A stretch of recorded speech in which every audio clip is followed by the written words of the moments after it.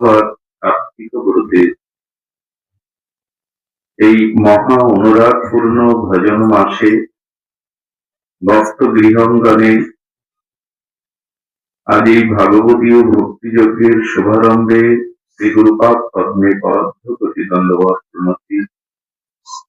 সমাগত গৌরীয় বৈষ্ণব কুলতিলক আচার্যজন, মহন্তজন, সাধুজন, ভক্তজন, সুধীজন, শ্রদ্ধাশীলা, ধর্মশীলা, ধর্মমূর্তি, দেবী মূর্তি, মাতৃশক্তি, মাতৃগণ, সকল ভক্ত চরণে সশ্রদ্ধ দণ্ডবত প্রণতি। দেবর্ষিপাদ নারদ বলছেন, ভাগবত শ্রবণে শ্রী হরিকে লাভ করা যায়। এই প্রসঙ্গে আজকের আলোচনার বিষয়বস্তু যে ভাগবত শ্রবণে শ্রী হরিকে লাভ করা যায়, সেটি দেবর্ষিপাদ নারদ বলছেন। হে তপোধনগণ, আমি শ্রীমদ্ ভাগবত শ্রবণই সর্বধর্মের শ্রেষ্ঠ মনে করি। আমরা কি মনে করি? সর্বধর্ম সর্বসাধনার শ্রেষ্ঠ হল ভাগবত শ্রবণ। কে বলছেন? দেবর্ষিপাদ। শ্রবণাং সর্বধর্মেভ্যো বরং। যত ধর্ম আছে, যত উপাসনা তত্ত্ব আছে, সর্বশ্রেষ্ঠ, বরং মানে সর্বশ্রেষ্ঠ হল ভাগবত শ্রবণ। এই শ্রবণে জীব অনাদিকালের অবিদ্যা, অপরাধ, পাপ মুক্ত হয়ে শ্রী ভগবানের শ্রীনিকেতনে, অর্থাৎ ভগবান যেখানে অবস্থান করেন সেই নিত্য গোলক বৃন্দাবন লাভ করতে পারে এবং পারা যায়। দেবর্ষিপাদের ভাগবত শ্রবণে হরিপ্রাপ্তিতে বা শ্রীহরি লাভে এই হলো তারই অনুভব বেদ্য অনুভব। বাচ্চাগুলো দেবর্ষিপাদ সনকাদি ঋষিগণের মুখে নারদজি প্রথমেই ভাগবত শ্রবণ করেছিলেন। আমাদের এই সৃষ্ট জগতে, ব্রহ্মার সৃষ্ট জগতের প্রথম অবতার হলো চতুর্শন। অবতার অসংখ্যের মধ্যে প্রথম অবতার হলো চতুর্শন, সনক, সনন্দ, সনাতন, সনত কুমার। এরা বহু কল্প আয়ু হলেও পঞ্চম বর্ষীয় বালকের মতো ছিল। এরা শান্ত, সরল, স্নিগ্ধ। সনকাদি ঋষিগণ ভগবানের প্রথম অবতার হয়ে এসে একজন বক্তার আসনে বসতেন আর তিন ভাই শ্রোতার আসনে বসতেন। এভাবে ক্রমান্বতিতে হরিকথা তাদের মধ্যে, ভগবত কথা তাদের মধ্যে প্রকাশ হতো। দেবর্ষিপাদ নারদ এদের মুখে ভাগবত শ্রবণ করেন। সর্বপাপ বিনাশী, পরম পবিত্র, যে যেমন ভোগ্য বা মোক্ষ, যে যেমন প্রত্যাশা নিয়ে ভাগবতের কাছে আছে, ভাগবত তা পূর্ণ করেন। আর যিনি শুধু ভগবত প্রাপ্তি, ভগবত চরণে ভক্তির জন্য ভাগবত শ্রবণ করেন, সেই ভক্তির সহিত তিনি ভগবানের নিত্য ধামও প্রাপ্ত হন। এই জন্য ভাগবত শ্রবণই হল সাধনার আদ্য, শ্রেষ্ঠ। সর্বসাধনা, সর্ব তপস্যা, সর্বধর্মে সার হল শ্রবণ। ভাগবত শ্রবণ বলা হয়েছে শ্রবণাং সর্বধর্মেভ্য বরং মন্য তপোধন। কৃষ্ণ প্রেম, কৃষ্ণ অনুরাগ এগুলি আসে। আমরা শ্রবণ করছি তো, ভাগবত শ্রবণ আমরা করছি, কিন্তু আমাদের সেই হরি চরণ প্রাপ্তি বা হরি প্রাপ্তি আমরা কতটুকু অগ্রগামী হয়েছি। মনে যদি এখনো কাম, কামনা, হিংসা, বিদ্বেষ, পরশ্রীকারকতা, পরনিন্দা ভোগ বিলাসের প্রতি প্রবল আসক্তি থাকে, তাহলে এতদিন ভাগবত শ্রবণে, এতদিন সাধু সঙ্গ করে ফল হলো? এ প্রশ্ন আসবে যে ভাগবত শ্রবণে যদি সর্ব পাপমুক্ত নির্মল হয়ে ভগবানের স্বরূপধাম প্রাপ্তি হওয়া যায়, বৈকুণ্ঠ গতি প্রাপ্ত হওয়া যায়, তবে আমাদের ভাগবত শ্রবণে কতটুকু অগ্রগতি হয়েছে এই সমীক্ষা সাধকের নিজের কাছে প্রশ্ন করতে হবে। আমি কতটুকু এগিয়েছি, আমার ভিতরে কতটুকু সংস্কার এসেছে। শুধুজন প্রথমে ভাগবত তত্ত্ব এবং মহিমার জ্ঞান থাকতে হবে। যে বস্তুর প্রতি তত্ত্বত জ্ঞান, সেই বস্তুর মহিমা যতদিন আমি তত্ত্বত না জানবো, ততদিন ওই বস্তুর প্রতি, এখানে কথা কমাতে হবে, ঘরের মধ্যে সব চুপচাপ থাকতে হবে। তো কি হয়, বস্তুর তত্ত্ব, বস্তুর মহিমা জ্ঞাত না হলে সেই বস্তুর প্রতি অনুরাগ আসে না। ছোট্ট একটা কথা বলি, জগতে হীরা সোনার মূল্য বেশি না অন্নের মূল্য বেশি? এক মুঠো অন্ন আর এক মুঠো হীরা, আপনি কোনটাকে মূল্যায়ন করবেন? আমরা বাস্তবিক সাংসারিক দৃষ্টিতে এক মুঠো হীরা, এক মুঠো অন্ন মূল্যায়ন করতে গিয়ে হীরারই মূল্যায়ন করে বসবো। হীরা তো আমাদের, আপনাদের গ্রামে আছে কারো কাছে হীরা? সব বাড়িতেই তো অন্ন আছে, 3 বেলা অন্ন পাচ্ছি, হীরার মূল্যই তো বেশি আমরা ভাববো। বেদে বলছেন অন্ন জায়তে বদ্ধতি, অন্নের প্রশংসা করেছেন বেদ ভগবান, সোনার প্রশংসা করেনি। হীরা বা সোনার প্রশংসা বেদ করেনি, বলে অন্ন জায়াতে বর্ধতে। বেদ বলেছেন অন্নের মহিমা বহু। বহুকাল আগে, পুরাকালে এক রাজ্যে, ছোট ছোট রাজ্য ছিল, রাজ্যে দুর্ভিক্ষ লেগেছে, মানুষজন না খেয়ে দুর্ভিক্ষে মারা যাচ্ছে অন্যভাবে, এবং রাজার রাজকোষেও কয়েক বছর দুর্ভিক্ষ থাকায় কোনো শস্যর ভান্ডার নাই। সত্যি কথা বলতে কি, রাজার সিন্ধুক ভর্তি সোনা দানা মোহর আছে, তো অন্ন নাই। সম্মুখে প্রজাকে, অন্যকে, আত্মীয় স্বজনকে মরতে দেখলেও কিছু করতে পারছে না। সোনা দেখার জিনিস, এটা অলংকার করে পড়ার জিনিস, সোনা খেয়ে বেঁচে থাকা যাবে না। কিন্তু সংবাদ এলো, এই গ্রামের প্রাচীন এক কৃষক, সে বহু বছর ধরে ফসল জমিয়ে রেখেছে ঘরে,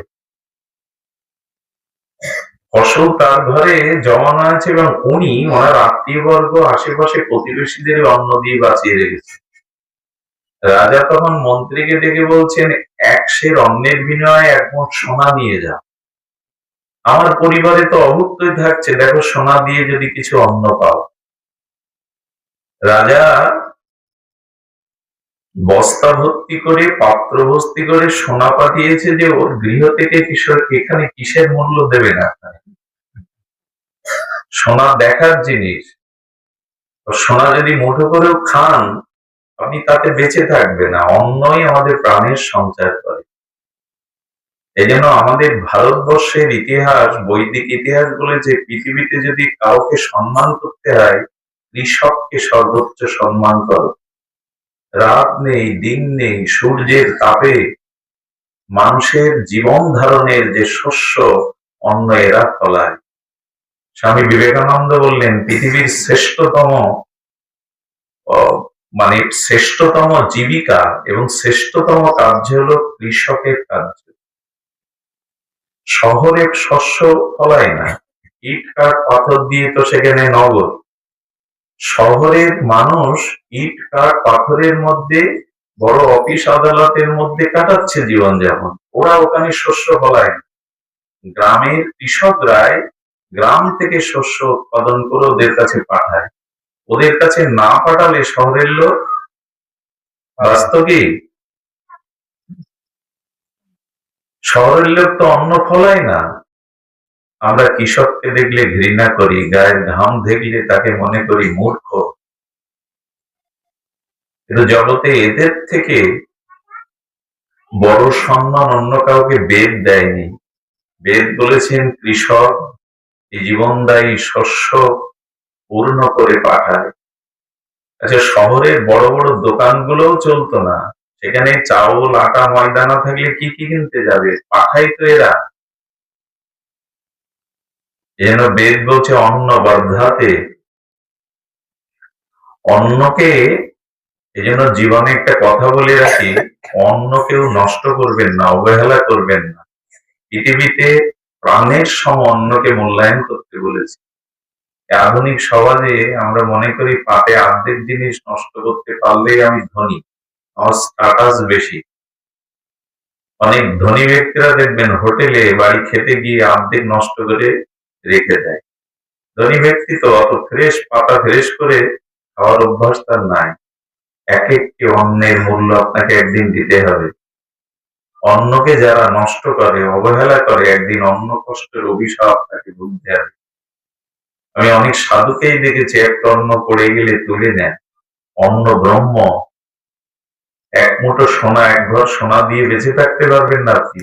ওটা দেখবার জিনিস, অলংকার করে পড়ার জিনিস, এটা আপনাকে বাঁচাবে না, জীবন ধারণ করাবে না। সামনে কেউ ঘুমাবেন না, অনেকে চোখ বুজে আসছে, দেখলে কষ্ট হয়। সামনে কেউ ঘুমাবেন না, অনুরোধ করছে আগে থেকে। তো যেটা বলছিলাম, রাজা পাঠিয়েছেন, রাজা বলছেন 1 সের অন্নের বিনিময়ে 1 সের সোনা দিয়ে দাও যদি জীবন ধারণ করা যায়।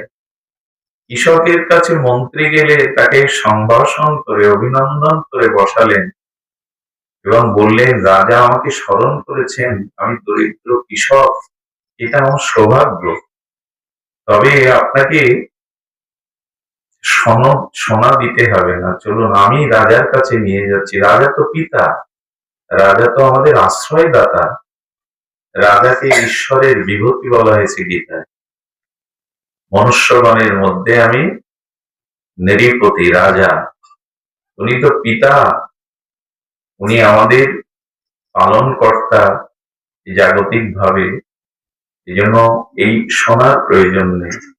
আত্মীয় স্বজন প্রতিবাসীকে দিয়ে আমি রাজাকে কিছু দিতে পারলে যথাযথ রাজার সম্মান দেখানো হবে। চলুন। রাজা সেদিন বুকে জড়িয়ে ধরেছিলেন এই কৃষককে, মেনেছিলেন যে আজ অনুভব করলাম সোনা খেয়ে বেঁচে থাকা যায় না, ওটা দেখবার জিনিস, অলংকারের জিনিস। অন্নই ব্রহ্ম, অন্নই আমাদের বাঁচিয়ে রাখে। এই জন্য অন্নদানকে একরকম শ্রেষ্ঠ বলা হয়। ওই জন্য অন্নদান শ্রেষ্ঠ না, ধর্মদান শ্রেষ্ঠ। দ্বিতীয় দান হলো শিক্ষা, বিদ্যাদান, আর তৃতীয় হলো অন্নদান। কারণ আপনার জীবনে যদি বিদ্যা থাকে, জ্ঞান থাকে, তখন এই লক্ষ্মী বা ঐশ্বর্য আপনার পেছনে ছুটবে। এই জন্য অন্যের থেকে এক ধাপ এগিয়ে হলো জ্ঞান। জ্ঞানী ব্যক্তির পেছনে অন্য আসবেই। জ্ঞান আছে, প্রজ্ঞা আছে, মেধা আছে, সে অন্যের জোগাড় করতে পারবে, সংস্থান করতে পারবে। তবে জ্ঞান বা বিদ্যা অন্যের থেকে শ্রেষ্ঠ হলো আধ্যাত্মিক ধর্মদান, যা আত্মার উৎকর্ষ, আত্মার উদ্ধার, আত্মার কল্যাণ করতে সমর্থ। এই ভাগবত জ্ঞান দানই হলো জগতের শ্রেষ্ঠ দান। এই জন্য ভাগবতী গোপীরা বলছেন হরিদা। যারা ভাগবতকে, যারা হরি কথাকে, যারা ভাগবত ভক্তিকে অপরের হৃদয়ে দান করেন, তার অসুস্থ থেকে, তার অমানবিক স্বভাব থেকে, তার কামক্রোধ থেকে তাকে সংস্কার করে খাঁটি মানুষে পরিণত করেন, শুদ্ধ ভক্তে পরিণত করেন। এই ভাগবত ধর্ম দানই হলো জগতের অন্যতম শ্রেষ্ঠতা। এই জন্য ভাগবত শ্রবণ শ্রেষ্ঠ। যারা শ্রবণ ভক্তিতে যাদের রুচি নেই, বিশ্বাস করুন, তারা, তাদের জীবন আত্মকল্যাণ সম্ভব না। তিনি মানি হতে পারেন, ধনী হতে পারেন, পদমর্যাদায় সারা দেশে তার সুনাম থাকতে পারে, কিন্তু ভাগবত শ্রবণ ব্যতীত আত্মকল্যাণ, আত্ম উদ্ধার, ভগবত প্রাপ্তি সম্ভব নয়। এখন আমি আপনাদের কাছে প্রশ্ন রেখেছিলাম, আমরাও তো ভাগবত শ্রবণ করছি, ভাগবত আসলে আসছি, সমীক্ষা কি বলছে? আমরা এগিয়েছি কি? ফলশ্রুতি এগোয়নি কেন? সেটাই এখন জানতে হবে। আমি আজ কয়েকদিন ধরে এই প্রসঙ্গটা বলছি, এটা অদ্ভুত প্রসঙ্গ। সেটি হলো ভাগবত শ্রবণে তিনি প্রেম ভক্তি ঈশ্বর প্রাপ্তি স্বরূপ প্রাপ্তি হতে পারেন যার ভাগবত কথার প্রতি শ্রদ্ধা আসবে। কারণ আপনাদের মনে হতে পারে শ্রদ্ধা না হলে মাটিতে এসে বসেছি, সব কাজ বিনোদন অবসর বিশ্রাম ছেড়ে এখানে বসেছি, শ্রদ্ধা নেই তো কেন এসে? বলে না, এখানে আসলেই শ্রদ্ধা হবে এমন নয়। এখানে আপনি এসেছেন এতেই যে প্রমাণ হয় আপনার শ্রদ্ধা আছে তা নয়। আগে বুঝতে হবে শ্রদ্ধা কাকে বলে। এই শ্রদ্ধা আদৌ শ্রদ্ধা, আদিতে প্রথমেই শ্রদ্ধা। আমি গতকাল যেন এই প্রসঙ্গে বলেছিলাম একটা অদ্ভুত কথা। আপনি খুলনায় যাবেন, আপনার কোনো প্রয়োজন কাজে খুলনায় যাবেন, খুলনায় আপনার লক্ষ্য। আপনি এই বাহির যাত্রায় পথে উঠে যদি মাইলস্টোন দেখেন যে খুলনা 50 কিলোমিটার, তাতে কি বুঝলেন? বাইরের যাত্রায় মাইলস্টোন দেখলে কি বোঝা যায়? যে আমি সঠিক পথে খুলনায় যেতে চাই। ওখানে যদি লেখা থাকে বগুড়া 100 কিলোমিটার, আপনি সঠিক পথে উঠেছেন। তার মানে মাইলস্টোন জানিয়ে দেয় যে আপনি সঠিক পথে উঠেছেন। এবার আপনি 20 কিলোমিটার চলে গেলে কি বুঝলেন? যে আমি 20 কিলোমিটার পথ এগিয়ে এসছি, সামনে কতটা পথ বাকি আছে এটা মাইলস্টোন জানিয়ে যায়, 30 কিলোমিটার বাকি আছে। আর যখন আপনি জিরো পয়েন্টে চলে গেলেন তখন একটা প্রশস্তি বা আনন্দ, যার নির্বিঘ্নে আমি আমার লক্ষ্যে পৌঁছে গেলাম। তাহলে মাইলস্টোন 4টে জিনিস জানিয়ে বাইরের যাত্রায়। একটি হলো আমি সঠিক পথে উঠেছি, খুব ধ্যান দিয়ে শুনুন, সঠিক পথে উঠেছি। দ্বিতীয় জানি যে আমি কত পথ এগিয়েছি, আরো জানিয়ে দেয় কত পথ সামনে বাকি আছে। আর পৌঁছালে একটা আনন্দ বা সন্তোষ, আমি নির্বিঘ্নে জায়গায় পৌঁছেছি। আচ্ছা, ভগবানের পথের যাত্রার মাইলস্টোন কি? আপনি যে ভাগবত শুনে এগোচ্ছেন কিনা এটা কি দেখে বুঝবে? বাইরের রাস্তায় নাই মাইলস্টোন দেখে বুঝলেন সঠিক পথ, কত কিলোমিটার এগিয়েছি, কত পথ বাকি আছে। আপনি ভগবানের চরণে পৌঁছাবেন, ওইখানের মাইলস্টোন কি? কি দেখে বোঝা যাবে যে আপনি এগোচ্ছেন কিনা?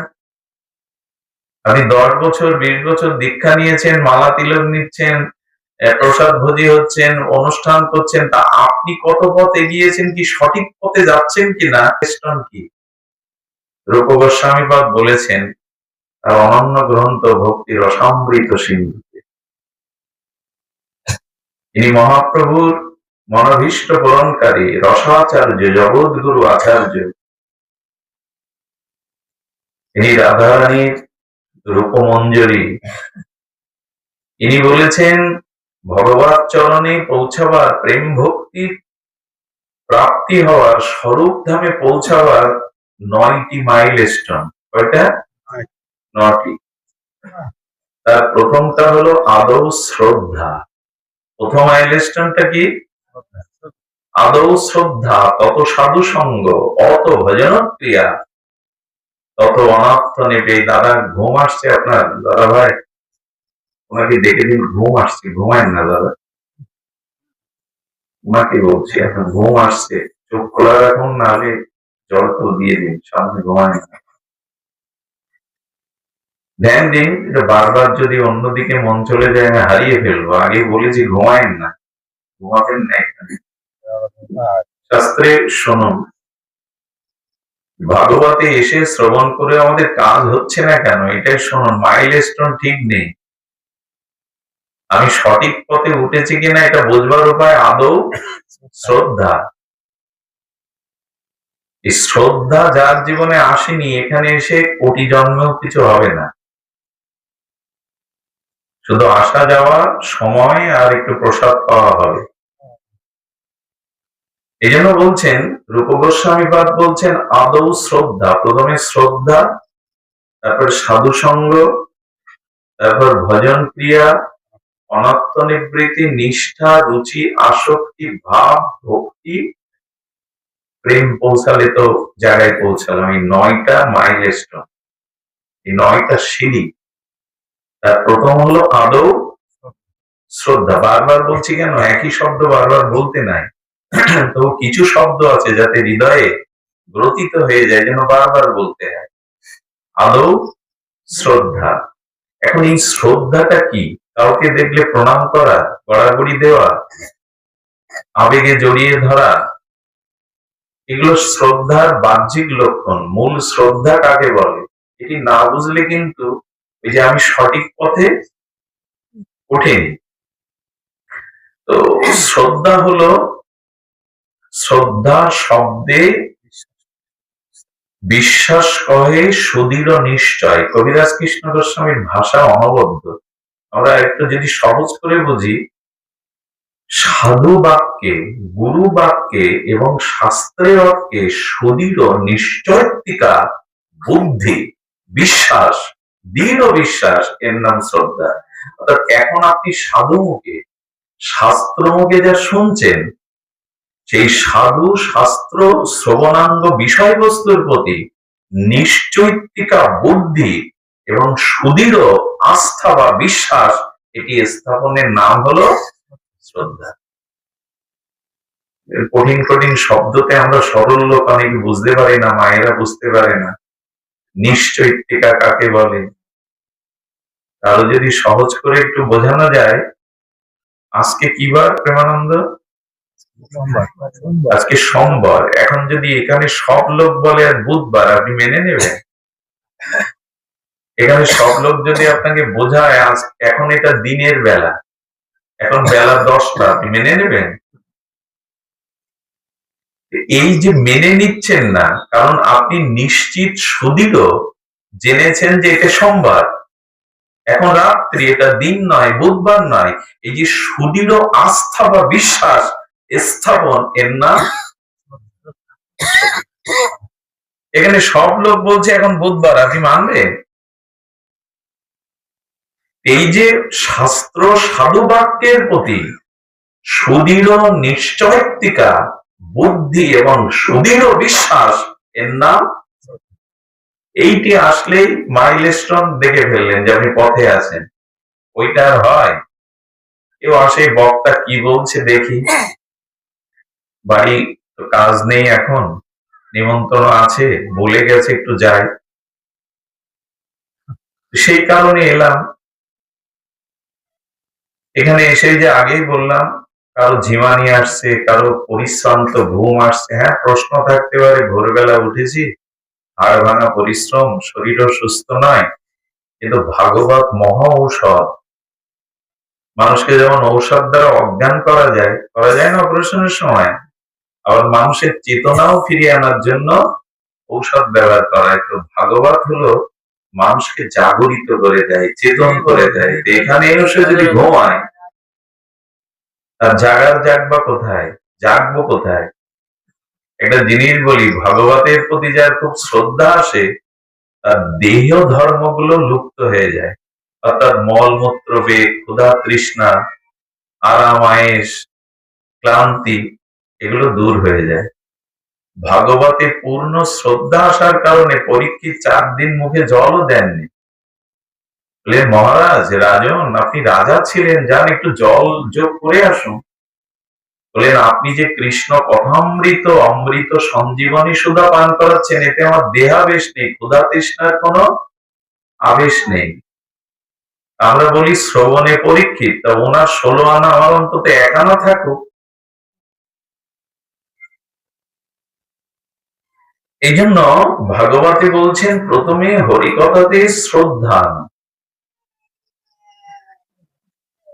সুধীবৃন্দ, তো শ্রদ্ধা শব্দে আমরা জানলাম সুদৃঢ় নিশ্চয়িকা বুদ্ধি বা সুদৃঢ় বিশ্বাস। এটি যতক্ষণ না আসবে ততক্ষণ আপনি জানবেন যে মাইলস্টোন ঠিক নেই। যাবেন খুলনায়, লেখা আছে বগুড়া। গীতায়ও বলেছেন শ্রদ্ধাহীন ব্যক্তির সব কর্মই হস্তি স্নানের ন্যায় নিষ্ফল। গীতা তো ঘরে ঘরে, গীতা তো আমাদের সকলের প্রণম্য, সমস্ত বেদের সার, উপনিষদের সার গীতা, যার দহনকর্তা স্বয়ং কৃষ্ণ।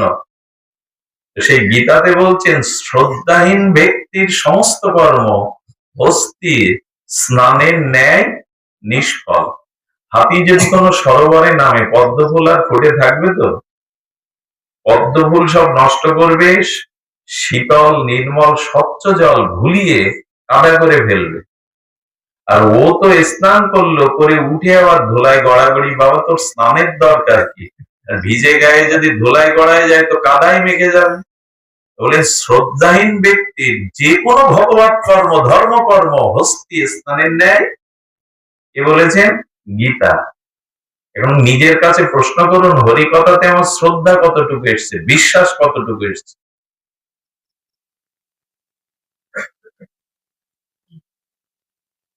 এখন আমরা আরো একটু জানতে চেষ্টা করবো, প্রয়াস পাবো যে হরিকথাতে শ্রদ্ধা না এলে, হরিকথাতে পূর্ণ আস্থা শ্রদ্ধা বিশ্বাস না এলে পরিণতি কি হয় তাই শুনলে আপনার ভয় লাগবে। ভয় যদি লাগে ভালো, আমার লেগেছিল প্রথম আমি জানার পরে, পাঠ করার পরে। যদি আপনাদের ভয় লাগে তো ভালো, আর যদি না লাগে তাহলে গেল। ভয়টা লাগাবার জন্য ভগবান না, ভয় ভাঙার জন্য ভগবান। কিন্তু শ্রদ্ধা না এলে, হরিকথাতে বিশ্বাস না এলে যে ভয়ের কারণ, সেটা শুনলে ভয় হবে।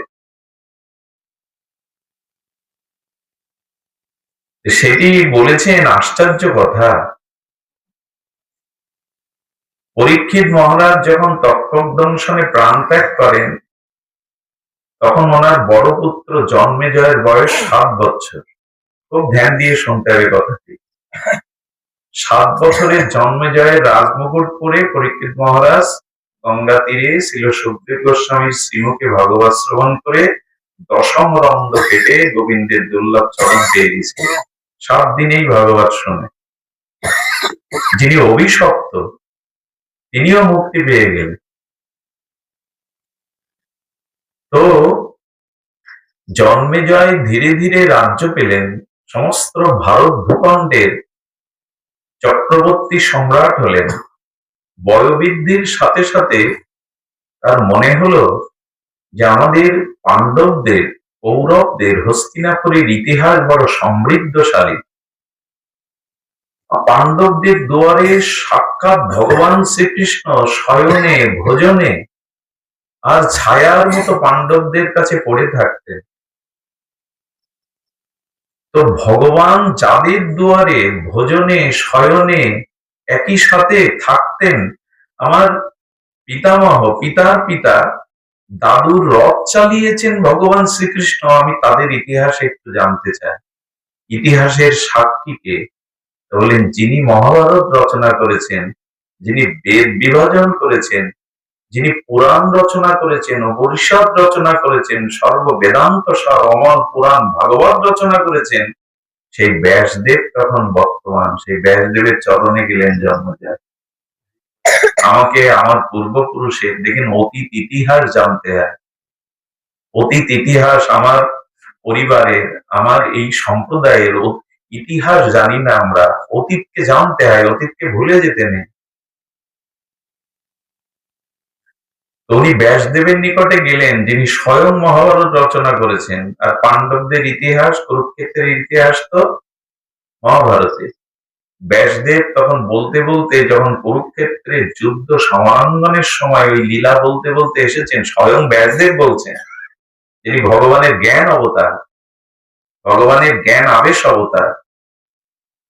তো ব্যাসদেব জ্ঞানমূর্তি যখন বলছেন, তখন হঠাৎ করে জন্মেজয় বলছেন, আচ্ছা, স্বয়ং ভগবান শ্রীকৃষ্ণ থাকতে উনি এই যুদ্ধ আটকাতে পারেননি? সন্দেহ এসে গেল যে ভাগবতে যদি শ্রদ্ধা না হয়, হরিকথাতে কি পরিণতি? বললাম ভয় হবে।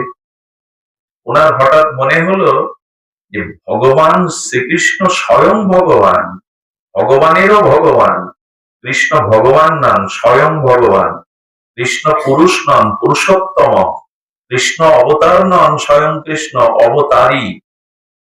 তিনি অবতারদেরও অবতারী। এতে চাংশ কলাপুংস কৃষ্ণস্ত ভগবান। তার মানে আর কোন ভগবান না, কৃষ্ণ এক ভগবান, এরকম না। 99টা প্রদীপ জ্বালালেন প্রথম প্রদীপের আলো থেকে। 100টা প্রদীপের আলো কি আলাদা আলাদা হবে আগুন? কথা বলুন, আলাদা হবে? একটু সহজ করে আলোচনা করা যায়, এই জন্য শুনছি বলুন। এখানে তো বলছি, আপনারা শুনছেন, কিন্তু মাঝে মাঝে বললে আলোচনাটা বিনিময় হয়, সহজ হয়। প্রথম প্রজ্বলিত প্রদীপ শিখা থেকে 99টা প্রদীপ জ্বালানো হলো। সব প্রদীপের আগুন কি আলাদা আলাদা? একই তো। এবং ভগবানের যত অবতার অসংখ্য, সব ভগবানেরই শক্তি, আলাদা নয়। কিন্তু প্রথম, এই বাবা বন্ধ করে দিন, প্রথম প্রদীপটাকে মূল্যায়ন করবেন কিনা? যে প্রদীপ থেকে 99 প্রদীপ জ্বালানেন, প্রথম প্রদীপের স্বতন্ত্র মূল্যায়ন থাকবে কিনা? কারণ ওই প্রদীপ না থাকলে অন্য প্রদীপগুলো আগুন একই হতে পারে। অবতার মহাপুরুষের মধ্যেই ভগবানের স্বরূপ থাকতে পারে, কিন্তু প্রথম প্রদীপের মূল্যায়ন আপনাকে করতে হবে। তেমনি স্বয়ং ভগবান শ্রীকৃষ্ণকে বাদ দিয়ে বৈদিক সনাতন ধর্মের কোনো কিছু পরিপূরণ নয়। যে যাই বলুন, ভগবান শ্রীকৃষ্ণকে সরিয়ে দিন সনাতন ধর্ম থেকে, অন্ধকার ছাড়া কিছু থাকবে না। এই জন্য স্বয়ং ভগবান শ্রীকৃষ্ণকে, কৃষ্ণ নামকে, মহাপ্রভু এই রাধা কৃষ্ণ তত্ত্বকে, হরিনামকে জগৎ কেন আজ এই হরিনামে মারছে? গীতা কেন আজ পৃথিবীর অন্যতম শ্রেষ্ঠ দার্শনিক গ্রন্থ? গীতার একটা শ্লোকের, একটা শব্দের অপব্যাখ্যা করবার সাহস পৃথিবীর এখনো কোনো দার্শনিক দেখায়নি। 700 শ্লোকের একটা শব্দ অবৈজ্ঞানিক নয়। জগৎ কল্যাণে একটা শব্দ গীতা সারা পৃথিবীকে। এপিজে আব্দুল কালাম, ভারতের প্রাক্তন প্রেসিডেন্ট, তার জীবনের মূলই ছিল এই গীতা। মহাত্মা গান্ধী, তার জীবনের মূল আদর্শই ছিল গীতা। স্বামী বিবেকানন্দ চিকাগো এই গীতার বা বৈদিক বাণীকেই বিশ্ব জয় করেছিলেন। এই জন্য শ্রীমদ ভাগবত গীতা, এই ভাগবত, এর প্রত্যেকটি অক্ষর স্বয়ং ভগবানের রসস্বরূপ, অক্ষর রূপ ব্রহ্ম এইগুলি। তো উনি বলছেন যে ভগবান কৃষ্ণ স্বয়ং ভগবানে, তিনি এই যুদ্ধ আটকাতে পারেননি। তখন ব্যাসদেব বলছেন, পৃথিবীতে কিছু ঘটনা ঘটে যেটা ভগবান চাইলেও ঘটে, না চাই, যে ঘটনাটা হওয়ার, হতে হয়। ব্যাসদেব ব্যাখ্যা করছেন যে ঘটনাটা হবেই, হতে হয়। উনি বলছেন না, ভগবান চাইলে কর্তম অকর্তম নটা কর্তম সর্বদা কর্তম ভগবান, তিনি চাইলে সব হতে পারে। এখন ভগবান শ্রীকৃষ্ণ এই যুদ্ধ বন্ধের জন্য দুর্যোধনের কাছে সন্ধি প্রস্তাব নিয়ে গেছিলেন, নিজে উপযাজক হয়ে। দুর্যোধন, আমি তোমার দুয়ারে এসেছি, ওরা তোমার কি হয় পাণ্ডবরা? বলেন, আমাদের ভাই হয়। এক কাজ করো, ওদেরও তো বাঁচবার অধিকার আছে, রাজ্যে তুমি বসো, তুমি রাজ্যের যুবরাজ, 5টা গ্রাম ওদের দাও না, ওরা অন্তত সেই গ্রামে বাস করুক 5 ভাই। তখন বলছেন, গ্রাম বা মাটি ভিক্ষা চেয়ে পাওয়া যায় না কৃষ্ণ। দুর্যোধনের অভিমান দেখুন, এ কি ভিখারি আপনি যে ভিক্ষা চাইতে আসছেন 5টা গ্রাম? সুসের অগ্রে মাটি যুদ্ধ ছাড়া আমি দেব না। আদায় করে নিতে বলুন, যুদ্ধ করে নিতে বলুন, সুসের অগ্রে মাটি। কৃষ্ণের সামনে দুর্যোধন এই কথা বলছে। ভিখারি, ভিখারি হয়ে এসেছেন, দুটো অন্ন ভিক্ষা করতে, যে আমি 5টা গ্রাম ভিক্ষা দেব? যুদ্ধ করে সুচাগ্য মেরে নিয়ে আমি দেব না, যুদ্ধ ছাড়া। এখানে যুদ্ধ দরকার কিনা? ভগবানকেও বন্দী করতে চাইলেন। ভগবান দুর্যোধনের তার এই অভিমান অহংকার দেখে তার রাজ সিংহাসনেও বসেননি, উনি দাঁড়িয়ে কথা বলেছিলেন। তার 56 ব্যঞ্জন পাননি, বিদুরের বাড়ি গিয়ে খুদ খেয়েছিলেন, ওইখানেই রাত্রি ছিলেন। তো ভগবান যুদ্ধ চাননি, কিন্তু ভগবান হয়েছে কারণ কিছু বস্তু আছে যা ঘটবার, ভগবান চাইলেও ঘটবে, না চাইলে ঘটবে। উনি তখন বলছেন আমি এটা বিশ্বাস করতে, এই দেখুন অশ্রদ্ধা এলে, বিশ্বাস না এলে কি হয় আগেই বলেছি, বারবার ভয় ধরিয়ে দিচ্ছি, কি হয় দেখুন। তখন ব্যাসদেব শুরু করেছেন, ব্যাসদেব তো সাধারণ না, ভগবান জ্ঞানমূর্তি, তোমার 5 বছর পর তোমার জীবনে একটা ঘটনা ঘটবে, দেখো এড়াতে পারো কি। তখন একটু চকিত হয়ে গেছে, আমার বেলায় ঘটবে, ভবিষ্যৎবাণী করছে, বললো 5 বছর পরে তুমি কোনো ঘোড়ায় উঠবে না, কিন্তু আমি জানি তুমি ঘোড়ায় উঠবে। যদি কখনো ঘোড়ায় ওঠো তবে শ্বেত ঘোড়ায়, সাদা ঘোড়ায় উঠবে না, কিন্তু আমি জানি তুমি উঠবে। ব্যাস ভগবান তো বলে চলেছেন যদি সাদা ঘোড়ায় ওঠো তবে উত্তর দিকে যাবে না, কিন্তু আমি জানি উত্তর দিকে তুমি যাবে। যদি উত্তর দিকে যাও তো শিকারে যেতে যেতে কোনো সরোবর দেখলে সেই শীতল সরোবরের পাশে বসবে না, যদি বসো তবে সেই সরোবরের তীরে একটা সুন্দরী রমণীকে দেখে তার প্রতি আসক্তি হবে না, কিন্তু আমি জানি তুমি বসবে এবং আসক্তি আসবে। এবং এই সুন্দরীর প্রতি যদি প্রবল আসক্তিও আসে তাকে তুমি বিবাহ করবে না, আমি জানি তুমি বিবাহ করবে। যদি তাকে বিবাহ করো তবু তার কথাই মোহিত হয়ে কোন ব্রাহ্মণকে হত্যা করবে না, কিন্তু আমি জানি তুমি হত্যা করবে। আর সেই ব্রাহ্মণকে হত্যা করার ফলে ব্রহ্মা বা ব্রাহ্মণ হত্যা পাবে, তোমার দেহে কুষ্ঠ দেখা দেবে, এই কুষ্ঠতেই তোমার মৃত্যু হবে। 5 বছর আগে ব্যাসদেব এই সতর্ক করে দিলেন। দেখুন ভাগবত শ্রবণে শ্রদ্ধা না এলে কি হয়। আমি 3 ঘন্টা এটি পাঠ করার পরে, জানার পরে আমার মাথা ঘুরেছিল, প্রায় 3 ঘন্টা এটা নিয়ে আমি গবেষণা করেছিলাম। আরে শ্রদ্ধা এত বড় জিনিস, শ্রদ্ধা নাই বলেই আজ কোনো কিছুই আমাদের কাজ দিচ্ছে না। সাধুর প্রতি, ভাগবতের প্রতি, ধর্ম উপদেশ প্রতি কোথায় শ্রদ্ধা আমাদের? হই হুল্লোড়, আসা যাওয়া, লোকজন, এই তো চলছে, শ্রদ্ধার চাষ কোথায়? উনি বললেন 5 বছর না, আমি আজ থেকে ঘোড়ায় চড়া ছেড়ে দিলাম, দেখি কি হয়। 5 বছর করতে 1 মাস পূর্বে দেখবেন মাঝে মাঝে আমাদের মনেও হঠাৎ কোনো ইচ্ছা খুব প্রবল হয়ে ওঠে। কথা বলছে কারা? হঠাৎ করে কোনো ইচ্ছা প্রবল হয়ে ওঠে। ওনার ভিতরে ঘোড়ায় চড়ে সাওয়ার করবার, ঘোড়ায় সাওয়ার হওয়ার একটা প্রবল ক্ষুধা, প্রবল ইচ্ছা জেগে গেল। 5 বছর করতে 1 মাস বাকি, ওনার খুব ইচ্ছা জেগে গেল ঘোড়ায় চড়বার, কিন্তু আটকে রাখতে রাখতে, আচ্ছা জলের তৃষ্ণাটা প্রাথমিক অবস্থায় 1 ঘন্টা কাটানো যায়, কিন্তু তৃষ্ণা যখন অষ্ট পর্যন্ত আসে তখন আর জল ছাড়া 1 পাও চলা যাবে না। তো ওনার ঘোড়ায় চড়ার ইচ্ছাটা হতে হতে ওনার 1 সপ্তাহ বাকি আছে 5 বছর করতে, ইচ্ছাটা এত প্রবল হয়ে গেছে, উনি ঘোড়াশাল থেকে ওনার সেবককে ডেকে বলছেন একটা কালো বা লাল ঘোড়া আনো তো। ইচ্ছা প্রবল হয়েছে। ব্যাসদেব বলেছেন ঘোড়ায় চড়ার ইচ্ছা যেন না হয়, যদিও হয় তবে সাদা ঘোড়ায় উঠবে না। উনি কালো ঘোড়া আনতে বলেছেন, ওনার সেবক এসে সাদা ঘোড়ায় সামনে হাজির। তোমাকে আদেশ দিলাম তুমি কালো ঘোড়া আনো, লাল ঘোড়া আনো। বললেন লাল বা কালো ঘোড়া গুলো কি হয়েছে, অসুস্থ হয়ে জড় অবস্থা, হাঁটতেও পারছে না। আপনাকে উঠতে গেলেই সাদা ঘোড়ায় উঠতে হবে। কিছু জিনিস আমাদের হাতে নেই, আমরা জানলেও তা আটকাতে পারবো না।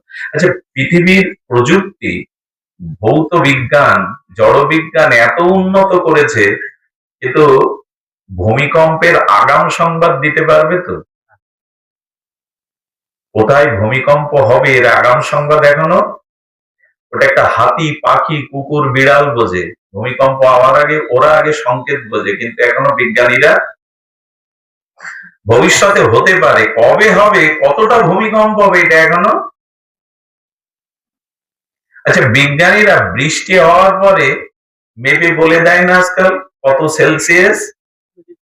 মেঘ দেখে বলে দিতে পারবে তো ওই মেঘে এত এত মিলিমিটার বৃষ্টি হবে? বলতে পারবে মেঘ দেখে?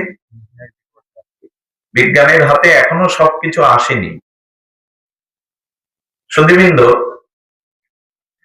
তো ধ্যান দিন। সাদা ঘোড়ায় ওঠার পরে বলছে উনি তো বলেছিলেন যে সাদা ঘোড়ায় উঠবে না, কিন্তু সাদা ঘোড়ায় উঠলেও বলেছিলেন উত্তর দিকে যাবে না। তো আমি উত্তর দিকে নাই গেলাম, দক্ষিণ দিকে ছুটিয়েছি। তো দক্ষিণ দিকে ছুটিয়ে জঙ্গলে গিয়ে শিকার করতে গিয়ে সে হরিণটা যেতে যেতে উত্তর দিকেই দৌড়াচ্ছে, আর ও শিকারের শখ, ও ঘোড়ায় নিয়ে উত্তর দিকে দৌড়াচ্ছে। আমি জানি তুমি ঘোড়ায় উঠবে না, কিন্তু উঠবে। আমি জানি তুমি সাদা ঘোড়ায় উঠবে না, কিন্তু সাদা ঘোড়ায় উঠবে। আমি জানি তোমার উত্তর দিকে যাওয়া নিষেধ, তবু তুমি উত্তর দিকে।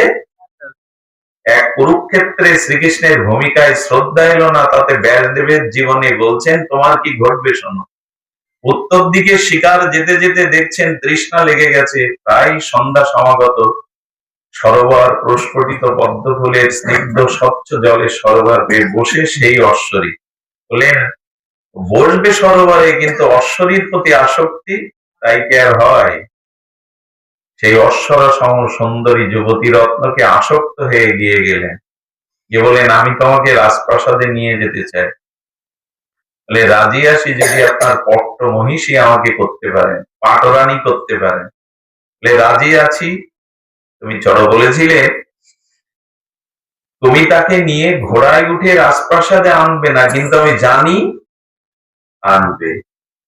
আনার সাথে সাথে বলছেন আমি আপনার পাটরানী না পর্যন্ত আমি রাজপ্রাসাদে ঢুকবো না, আজই আমাকে বিবাহ করতে হবে। তখন বললেন রাজপুরোহিত সন্ধান নিলেন, রাজপুরোহিত কোন প্রচারে গেছেন, তার যুবক ছেলে পুরোহিত আছেন, তিনি এখনো পুরো বেদজ্ঞ হননি। বললেন তবু ওর কাছ থেকে যা মন্ত্র পড়েন আমাকে গ্রহণ করতে হবে। উনি যে মন্ত্র পড়ালেন, মন্ত্র পড়ার পরে দক্ষিণা দিয়ে প্রণাম করতে হয়, যেই প্রণাম করতে গেছে ওই সুন্দরীর অঙ্গের কাপড় সরে গেছে বাতাসে। আর এই যুবক ব্রাহ্মণ তার অঙ্গের সৌন্দর্য দেখে হো করে হেসে উঠেছেন, কামার্ত হয়ে উঠেছেন। তখনই বলছেন এখন আমি তোমার বিবাহ করা স্ত্রী, তোমার স্ত্রীর অঙ্গ দেখে কামাসক্ত কোন পুরুষ যদি হাসে, তুমি তাকে এখনো বাঁচিয়ে রেখেছো, তুমি রাজা। এই যে কামনা আগের থেকেই তো বিক্রি হয়ে গেছে, ব্যাসদেবের কথা তার মনে নেই। ওই কামের কাছে, সুন্দরী রূপের কাছে বাহুবলে অনেকে পৃথিবী জয় করতে পারে, কিন্তু রাতের অন্ধকারে কোন নারীর পদাঘাত খায়, সেই যেন বীরত্ব। বাহুবলে রাজ্য করা যায় নাই, বীরত্ব যে কামকে জয় করতে পারে। সারা রাজ্য জয় করলো, অথচ কোন নারীর লাথি খায় গোপনে। বীরত্বটা তখনই যখন আপনি জিহ্বাকে, চোখকে, ইন্দ্রিয়ের কামনাকে দমন করতে পারবেন। হাতে অস্ত্র থেকে একটা রাজ্য শাসন করা বীরত্ব না। বীরত্ব রিপু ইন্দ্রকে যিনি জয় করতে পারেন। ক্রোধ বেগ, কাম বেগ, উপস্থ বেগ, যারা কাম বেগ এবং যারা জিহ্বার বেগ দমন করতে পারে, এরাই বীর, এরাই কৃষ্ণ ভক্তির, ভগবত ভক্তির অনুশীলনের অধিকারী। মহাপ্রভু এই দুটো বেগ যার দমন হয়নি, সে কৃষ্ণ কোনো কালেই পাবে না। কৃষ্ণ উদর পরায়ণ কৃষ্ণ নাহি পায়, কাম বেগ আর জিহ্বার অতি লালসা বেগ, এই দুটো যার দমন হয়নি। সারা মানুষ এখন অসুস্থ, ঘরে চাল না থাকলেও ওষুধ রাখতে হয়। মুঠো মুঠো ওষুধ আমরা কেউ, আমাদের নিরাময় হচ্ছে না। এখন এই খাদ্য থেকেই সবকিছু আসে। মানুষ জানছে যে একটা, আমি কথা বলতে চাই না, এখন যেসবগুলোকে ক্যান্সারের জামটা বেশি হচ্ছে, সেই খাদ্যগুলোই মানুষ একাদশীর দিনেও বাজারে কেনে। বিজ্ঞানীরা যা বলছে, এই এই রঙের এই বস্তু খেলে বেশিরভাগই ক্যান্সারের জামটা আসছে, তাই খাবে মানুষ। জিহ্বার লালসা যার জয় করতে পারেনি, এবার বিজয় কৃষ্ণ গোস্বামী তার শিষ্যকে বলছে একটু গরম গরম জিলাপি আনতো। শিষ্য বলছে বাবার জিলাপি খেতে ইচ্ছা করেছে, সিদ্ধ মহাত্মা, নিদ্রাজয়ী মহাপুরুষ। এখন বাবা একদিন বলাতে গরম জিলিপি এনেছে, জিলিপিটা সুতো টানাতে বললেন, জিওয়ার উপরে এখন ঝোলাচ্ছেন উনি, সাপের সামনে ভেগ নাচানোর মতো। কিছুক্ষণ এরকম করতে করতে জিলেপিগুলো ড্রেনে ফেলে দিলেন। যাক, লোভ হয়েছিল তোর খুব না, শাসন করলেন জিহ্বাকে। এরাই মহাপুরুষ। বেগ আসতে পারে, কামনা বাসনা দিয়ে আমাদের জন্ম, যে আলো বাতাসে কামনা বাসনা ক্রোধ আসতে পারে, কিন্তু নিয়ন্ত্রণ ক্ষমতাটা ভজন ছাড়া আসে না। কাম কামনা আসতে পারে, আসা স্বাভাবিক, এটা কামনা থেকে আমাদের জন্ম, আমাদের পিতামাতা কামের দ্বারাই আমাদের শরীরটা তৈরি করেছে। কাম কামনা তো থাকবেই, এটা বেগকে দমন করো। একজন বললেন আমার ভেতরে কুচিন্তা আসে, কামের চিন্তা আসে, এটা যাবে কি করে? বলে এটা যাবে না, কিন্তু নিয়ন্ত্রণ করা যায়। বলে কি করে? কোন পুরুষ মানুষ চায় প্রতিদিন দাড়ি সেভ করতে? খুর কাইসি নিয়ে প্রতিদিন বসা ভালো লাগে? এটা ওঠে কেন? বলে উঠবে তো, স্বাভাবিক, তোমার হরমোনে তুমি পুরুষ, ওটা চুল গোপ উঠবে, কিন্তু ওটে উঠলে কি হবে? প্রতিদিন বেলেট রাখো, কি বলে ওরে, রেজাল্ট লাগো, তাহলে আরো বাড়বে না। প্রতিদিন ওকে কেটে ফেলো, কামনা আসো, জ্ঞান বিবেক দিয়ে ওকে, এই নিয়ন্ত্রণ ক্ষমতা হরিনাম না করলে, ভজন না করলে পাওয়া যায় না, শুদ্ধ জ্ঞান না থাকলে পাওয়া যায়, অনেকে ভেসে চলে যায়। কারো আসবে না এমন কথা ভাববে না, সবার মনে কাম ক্রোধ লোভ আসে, এটা বেগ আসতে পারে, নিয়ন্ত্রণ ক্ষমতা থাকে যার বিশুদ্ধ জ্ঞান, বিশুদ্ধ ভজন আছে। এবং এখন এখানে হরিকথা শুনছেন না, এখানে কারো মনে এখন বিকার আসবে না। অনেকেই আবার ঘুমাচ্ছেন, বলে তোমার তোমার কি এসে যায় ঘুমালে? তোমার কি এসে যায় মানে আমি আপনাকে নিবেদন করছি, এখানে এলে একটা অপরাধ হবে আপনার, যদি ঘুমান না অপরাধ হবে, এই জন্য বারবার বলছি। নিদ্রা যায় না, জেগে থাকুন, একদিন ঘুম আসবে, সে ঘুম আর ভাঙবে না, আজকে জাগুন। সুধীজন, কথা হতে হারি না গিয়ে শুনি, যেই ওই ব্রাহ্মণের উত্তপ্ত করেছে যে তোমার স্ত্রীকে আমার অঙ্গ দেখে কামার্ত হয়ে হাসছে, লালায়িত, তাকে বাঁচিয়ে রেখেছো তুমি জন্মে যায়, তলোয়ার বের করেই মাথা সেট করে দিলেন। 3 দিনের মাথায় পুষ্ট হলো, খসে খসে পড়তে লাগলো। এটা আমি চাইনি তবু হলো। এরকম ভাগবতের শ্রদ্ধা না এলে কি হয়? ওই এক কথায় শ্রদ্ধা হয়নি, ব্যাসদেব তার জীবনে দেখালেন পরিণতি দেখো। তুমি এটা চেয়ে ব্যাসদেবের কাছে আবার গিয়ে কান্নাকাটি করছে, আমাকে বাঁচান, আমাকে বাঁচান, এখন আমি মেনে নিচ্ছি না ভগবানের লীলার মধ্যে কোনো সংশয় সন্দেহ নাই, ভগবানের পক্ষে সবই সম্ভব, জগতের কল্যাণে যা প্রয়োজন তিনি তাই করেন। বলেন একটা উপায় আছে, ভাগবত শ্রবণ। জন্মেজয়কে বলছেন তোমার পিতা এই করে অভিশাপ মুক্ত গোবিন্দ চরণ পেল, তোমার এই পুষ্টও যাবে যদি ভাগবত যাও বৈশাপনের কাছে, বৈশাপান মহাত্মার কাছে, মহাভারতে কৃষ্ণ লীলা শোনো। তবে আবার সতর্ক করে দিচ্ছি, ওই লীলা শুনতে শুনতে যদি আবার সংশয় আছে, ওই যত পর্ব শুনবে, এক একটি কৃষ্ণ লীলা শুনবে, তত তোমার কুষ্ঠ নিরাময় হবে। কিন্তু যে লীলাতে এসে তোমার অবিশ্বাস আসবে, সেই কুষ্ঠটা সারবে না, তাতেই তোমার মৃত্যু হবে। আগে বলেছিলাম ভয় হওয়ার কথা, শ্রদ্ধা না এলে কি হয়? উনি বৈশম্পায়নের কাছে, এই জন্য জন্মেজয় এবং বৈশম্পায়নের একটা মহাভারতের ইতিহাস আছে। আমরা যদি ব্যাসদেব লিখেছেন মহাভারত, কিন্তু বৈশম্পায়ন আর জন্মেজয়ের একটা মহাভারতের ইতিহাস আছে। শুনতে শুনতে পঞ্চ পাণ্ডবদের কথা বলতে বলতে ভীমের কথা এসেছে। তো তখন বৈশম্পায়ন বলছে ভীমের শরীরে ঈশ্বর প্রদত্ত, ভগবত প্রদত্ত এমন একটা শক্তি ছিল, একটা হাতিটাকে শূন্যে উড়িয়ে ছুড়িয়ে দিলে ও স্যাটেলাইটের মতো উপরে ঘুরত। তখন বললেন এই কথাটা ঠিক মেনে জানি না, যে এই কথাটা ঠিক মেনে নেওয়া, হাতিকে শূন্যে তুলে ভীম ঘোরাবে, স্যাটেলাইটের মতো ঘুরবে, এ আমি বিশ্বাস করলাম না। ওই বিশ্বাস না করার দরুন তার একটা কুষ্ঠ সারেনি, এবং ওই কুষ্ঠ থেকেই তিনি দেহ ত্যাগ করেছিলেন। বিচার আপনাদের উপরে, ভাগবত কথায় যতক্ষণ থাকেন শ্রদ্ধা নিয়ে হরি কথা শুনুন। আর এই প্রত্যেকটি কথা আধুনিক দীনকৃষ্ণ দাসের পাল্লায় যদি পড়েন, তাহলে ভাগবত মনে হবে গাল গল্প লেখা। এই গাল গল্প নয়, লক্ষ কোটি মানুষ ভুল করছে এই পথে এসে। কারো আচরণ শুদ্ধ নাও হতে পারে, কেউ ভুল ব্যাখ্যা করতে পারে, কিন্তু গীতা ভাগবতের একটা শুনে নিন, পৃথিবীর যত অতিক্রম করবে সময়, তত সারা পৃথিবীর মানুষ এই গীতা ভাগবতের দিকে ঝুঁকবে শান্তির জন্য, কল্যাণের জন্য। 136টা ভাষায় গীতা অনুদ্ধৃত হয়ে বিশ্বব্যাপী গীতা প্রচার হচ্ছে। আজ মানে পাশ্চাত্য দেশ থেকে ইংরেজরা এসে নবদ্বীপে, বৃন্দাবনে সংস্কৃতি বা বাংলা শিখে গীতা ভাগবত পড়ার চেষ্টা করছে, বুঝবার চেষ্টা করছে। তারা একটা দুটো নয়, হাজার হাজার শিক্ষাবিদগণ। আমরা এখানে পড়ে সেটা জানি না। প্রভুপাদের কল্যাণে সারা বহির্বিশ্বে গীতা ভাগবত যেভাবে ইংরেজিতে অনুদ্ধৃত হয়েছে, আজকে আমেরিকার বিশ্ববিদ্যালয়গুলোতেও পর্যন্ত পাঠ্যপুস্তক হিসাবে গীতাকে গ্রহণ করা হয়েছে। ইন্দোনেশিয়াতে রামায়ণকে তাদের জাতীয় গ্রন্থের সম্মান দেওয়া হয়েছে।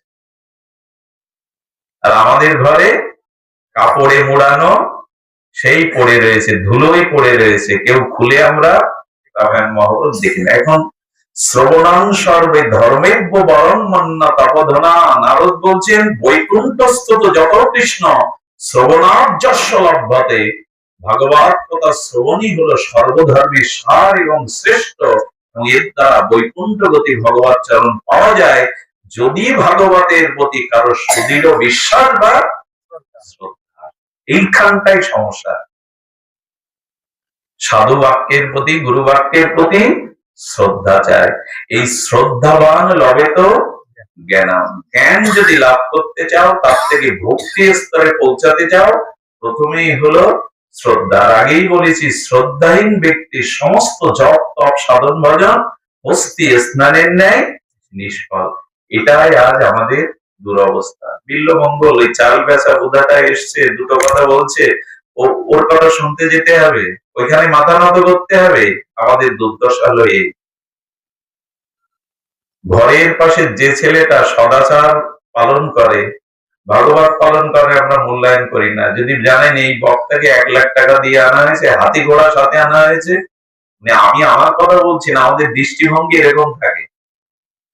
যে গুরুদেবের পেছনে 5,000 লোক চলে, বিমানে চড়েন, সেই গুরুদেবের কাছেই দীক্ষা নিতে হবে। কিন্তু পাড়ার যে একজন শুদ্ধ বৈষ্ণব রয়েছে, সদাচারী, তাকে আমরা মূল্যায়ন করি না। বাহ্যিক দৃষ্টি দিয়ে, আর যার যত বিজ্ঞাপন বেশি, যার যত বিজ্ঞাপন, এখন তো আবার ইউটিউবের যুগ, যার ওখানে যত বিজ্ঞাপন বেশি, তার মূল্যায়ন আমরা এভাবে না। বৃন্দাবনে যেসব সাধুগণ পরিভ্রমণ করেন, স্বামী বিবেকানন্দের কাছে বলা হয়েছিল, আপনাদের ভারতবর্ষের সাধুর সংখ্যা কেমন? বললেন 50% সাধু, তার মধ্যে 5% সাধুকে আমরা বিচারণ করতে চোখে দেখি, আর 45% সাধুরা অজান্তে ভজন করছে জগৎ কল্যাণে, তারা মানুষের সামনে নিজেকে প্রচার করে না। কত পাহাড় জঙ্গলে গুহায় বসে বসে জপ করছে, কিসের জন্য? জগতের মঙ্গলের জন্য, মানুষের কল্যাণের জন্য। তারা আমার মতো বিজ্ঞাপন করে ঘুরে বেড়ায় না। বৃন্দাবনে এখনো জঙ্গলের মধ্যে যেসব মহাত্মারা আছেন, তারা বিদগ্ধ, তারা পৃথিবীকে ধন্য করতে পারে, কিন্তু তারা লোকালয়ে আসেন না, নিরবিচ্ছিন্ন ভাবে ভজন করেছেন। বিজ্ঞাপন থেকে যেন বাইরে আমরা ভুলে না যাই। সুধীবৃন্দ, আমাদের কাছে আজকে সব থেকে বড় যে জিনিসটি আমি আপনাদের নিবেদন করতেছি, ভাগবত শ্রবণের মধ্যে ভাগবতের একটি শ্লোক আমি সামান্য বলি, সেই শ্লোকের উপরে কিঞ্চিত আলোচনা করি। দেখুন, ভাগবত শ্রবণে শ্রী হরিকে লাভ করা যায়, এটি প্রসিদ্ধ করেছেন পূর্বপর আমাদের আচার্যরা। তাই জগতে ভাগবত শ্রবণ করুন। তবে এখানেও একটি কথা আছে, আমি যে এখানে বারণের মতো, হনুমানের মতো লাভ দিয়ে উঠেছি আপনাদের বসিয়ে, এই আসনে যে বসবেন, ভাগবত যিনি বলবেন, তারও 4টি যোগ্যতা লাগে। যদি যোগ্যতা না এনে আমার মতো কাউকে বসিয়ে শুনতে থাকেন, তাহলে আপনাদের কাজ হবে না। ভাগবতের যোগ্যতা, তাকে 4টি গুণাবলী থাকতে হবে। ভ্রম, লিপ্সা, প্রমদ, কারণ পাঠক, এই 4টে দোষ শূন্য হলে তবেই তিনি ভগবত বলার অধিকারী। কি কি বললাম? ভ্রম, লিপ্সা, প্রমদ আর কারণ পাঠক, এই চারটি দোষ যদি কারো ভিতরে মুক্ত হয়, তিনি ভাগবত বলবার, আর তার মুখেই ভাগবত কারো না কারো হৃদয়ে ক্রিয়া করবে। প্রথমে হলো ভ্রম। ভ্রম মানে আমি আপনাদের ভক্তি বিষয়ে বলছি, সেই ভক্তি বিষয়ে যদি আমার সাধন উপলব্ধিগত জ্ঞান না থাকে, বুঝতে পারছেন? ভক্তি বিষয়ে যদি আমার সাধনার দ্বারা প্রত্যক্ষ, পরোক্ষ না, অপরোক্ষ, প্রত্যক্ষ ভক্তি বিষয়ে জ্ঞান আমার না থাকে, তবে সেই ভক্তি বিষয় বলতে গেলে আমি আপনাদের ভ্রমই বোঝাবো। মানে এদিকে তাকান, ভ্রম আমার মধ্যে আছে, আমি ভ্রম দূর করতে পারবো? আচ্ছা, ক্ষুধা কেউ যদি বলে আমার খুব ক্ষুধা লেগেছে, সে যদি বলে ক্ষুধার অন্ন দিতে পারি, ক্ষুধাকে আগে দেখা। ক্ষুধা দেখানোর জিনিস? হ্যাঁ, দেখানোর জিনিস। এই দেখো আমার চোখ টোক নেমে আসছে, হাত উঠছে না, পেট পুষলে যদি বলে এই দেখো পেটে ক্ষুধা, এটাও কি প্রমাণ? এটা তো নকল করেও করা যায়। ক্ষুধাকে দেখানো যাবে? একজন তার্কিক গিয়ে বলছেন আপনারা ভগবান ভগবান করেন, ভগবান দেখাতে পারেন তাহলে বিশ্বাস করবো। তুমি কখনো স্বপ্ন দেখো? বলে কাল রাত্রেও দেখেছি। বলে স্বপ্ন আমায় দেখাবো, আমি তোমায় ভগবান দেখাবো। আপনার স্বপ্ন আপনি কাউকে দেখাতে পারেন? তো উনি বলছেন ক্ষুধা, আচ্ছা ক্ষুধা কাতরতা আসে, ইচ্ছা করেও কাতরতা করা যায়। তো তখন বলছে ক্ষুধা দেখানোর জিনিস না, ক্ষুধা নিবৃত্তি বা ক্ষুধা লেগেছে উপলব্ধি। বলে ক্ষুধার জঠর অগ্নি যখন জ্বলতে থাকবে, ক্ষুধা দেখানো যাবে না, সে উপলব্ধি করে যে আমার ক্ষুধা লেগেছে। আর ক্ষুধার অন্ন চর্বশেষ্য লেজ্জবেয় অন্ন দিয়ে যখন ক্ষুধা নিবৃত্তি হবে, তখনই কেবল ক্ষুধা নিবৃত্তিকে দেখানো যাবে না, উপলব্ধিতে। ক্ষুধাটাও উপলব্ধির বিষয়, ক্ষুধা নিবৃত্তিটাও, এটা দেখানো যাবে? স্বপ্ন দেখাতে পারবেন কাউকে? এগুলো উপলব্ধির বিষয়। ঠিক তেমনি শাস্ত্র বলেছে আমার যদি ভক্তি সম্পর্কে ভজনের দ্বারা প্রত্যক্ষ অনুভূতি না থাকে, আমি ভক্তির কথা বলতে গিয়ে আপনাদের ঠিক ঠিক যথার্থ তত্ত্ব বলতে, আমি জানিনি তো আপনাকে কি জানাবো? এই জন্য যিনি ভাগবত বলছেন দেখতে হবে তার ব্যক্তি চরিত্রে, তার তপস্যায়, তার সাধনায়, ত্যাগ বৈরাগ্যে তিনি এই বিষয় যথাযথ অনুধাবন করেছেন কিনা। প্রমাদ। প্রমাদ মানে বাড়ির থেকে নোট করে মুখস্থ করে ভাগবত বলতে এসেছি। এখন শ্রোতারা যে রূপ, আমি পাঠ মুখস্থ করে এসেছি, ভেবে এসেছি আর এক, যেমন শ্রোতা যেমন স্তরের। এই জন্য বললেন প্রমাদ। প্রমাদ মানে একটা বিষয়কে স্থাপন করতে গিয়ে সেই বিষয় থেকে দূরে সরে যাওয়া, তাকে বলে প্রমাদ। একটা বিষয়ে গুরুগম্ভীর ভাবে, যেভাবে সিঁড়ির পরে সিঁড়ি বেয়ে মানুষগুলোকে তোলা যায়, তা না করে মুখস্থ করে লোকের দেখা দেখি, লোকের শিখে বলতে ভাগবত আমাকে বলতে হবে, আমাকে ডেকেছে। এখন এই মানুষগুলোর কিসে কল্যাণ হবে, কি এদের স্তর, কোন কথাটাই, কোন বিষয়টা এদের কল্যাণে আসবে? ওই যে যা শিখে এসেছি, অন্যের কাছ থেকে শুনে মুখস্থ করে এসেছি, তাই বলতে চেষ্টা। 2 ঘন্টা কাটাতে হবে। একে বলে ভ্রম দোষ, প্রমাদ দোষ। আর হচ্ছে লিপ্সা, ভাগবত পাঠ করলে এত টাকা পাবো, চারিদিকে আমার সুনাম ছড়িয়ে পড়বে, জয় জয় কর হবে।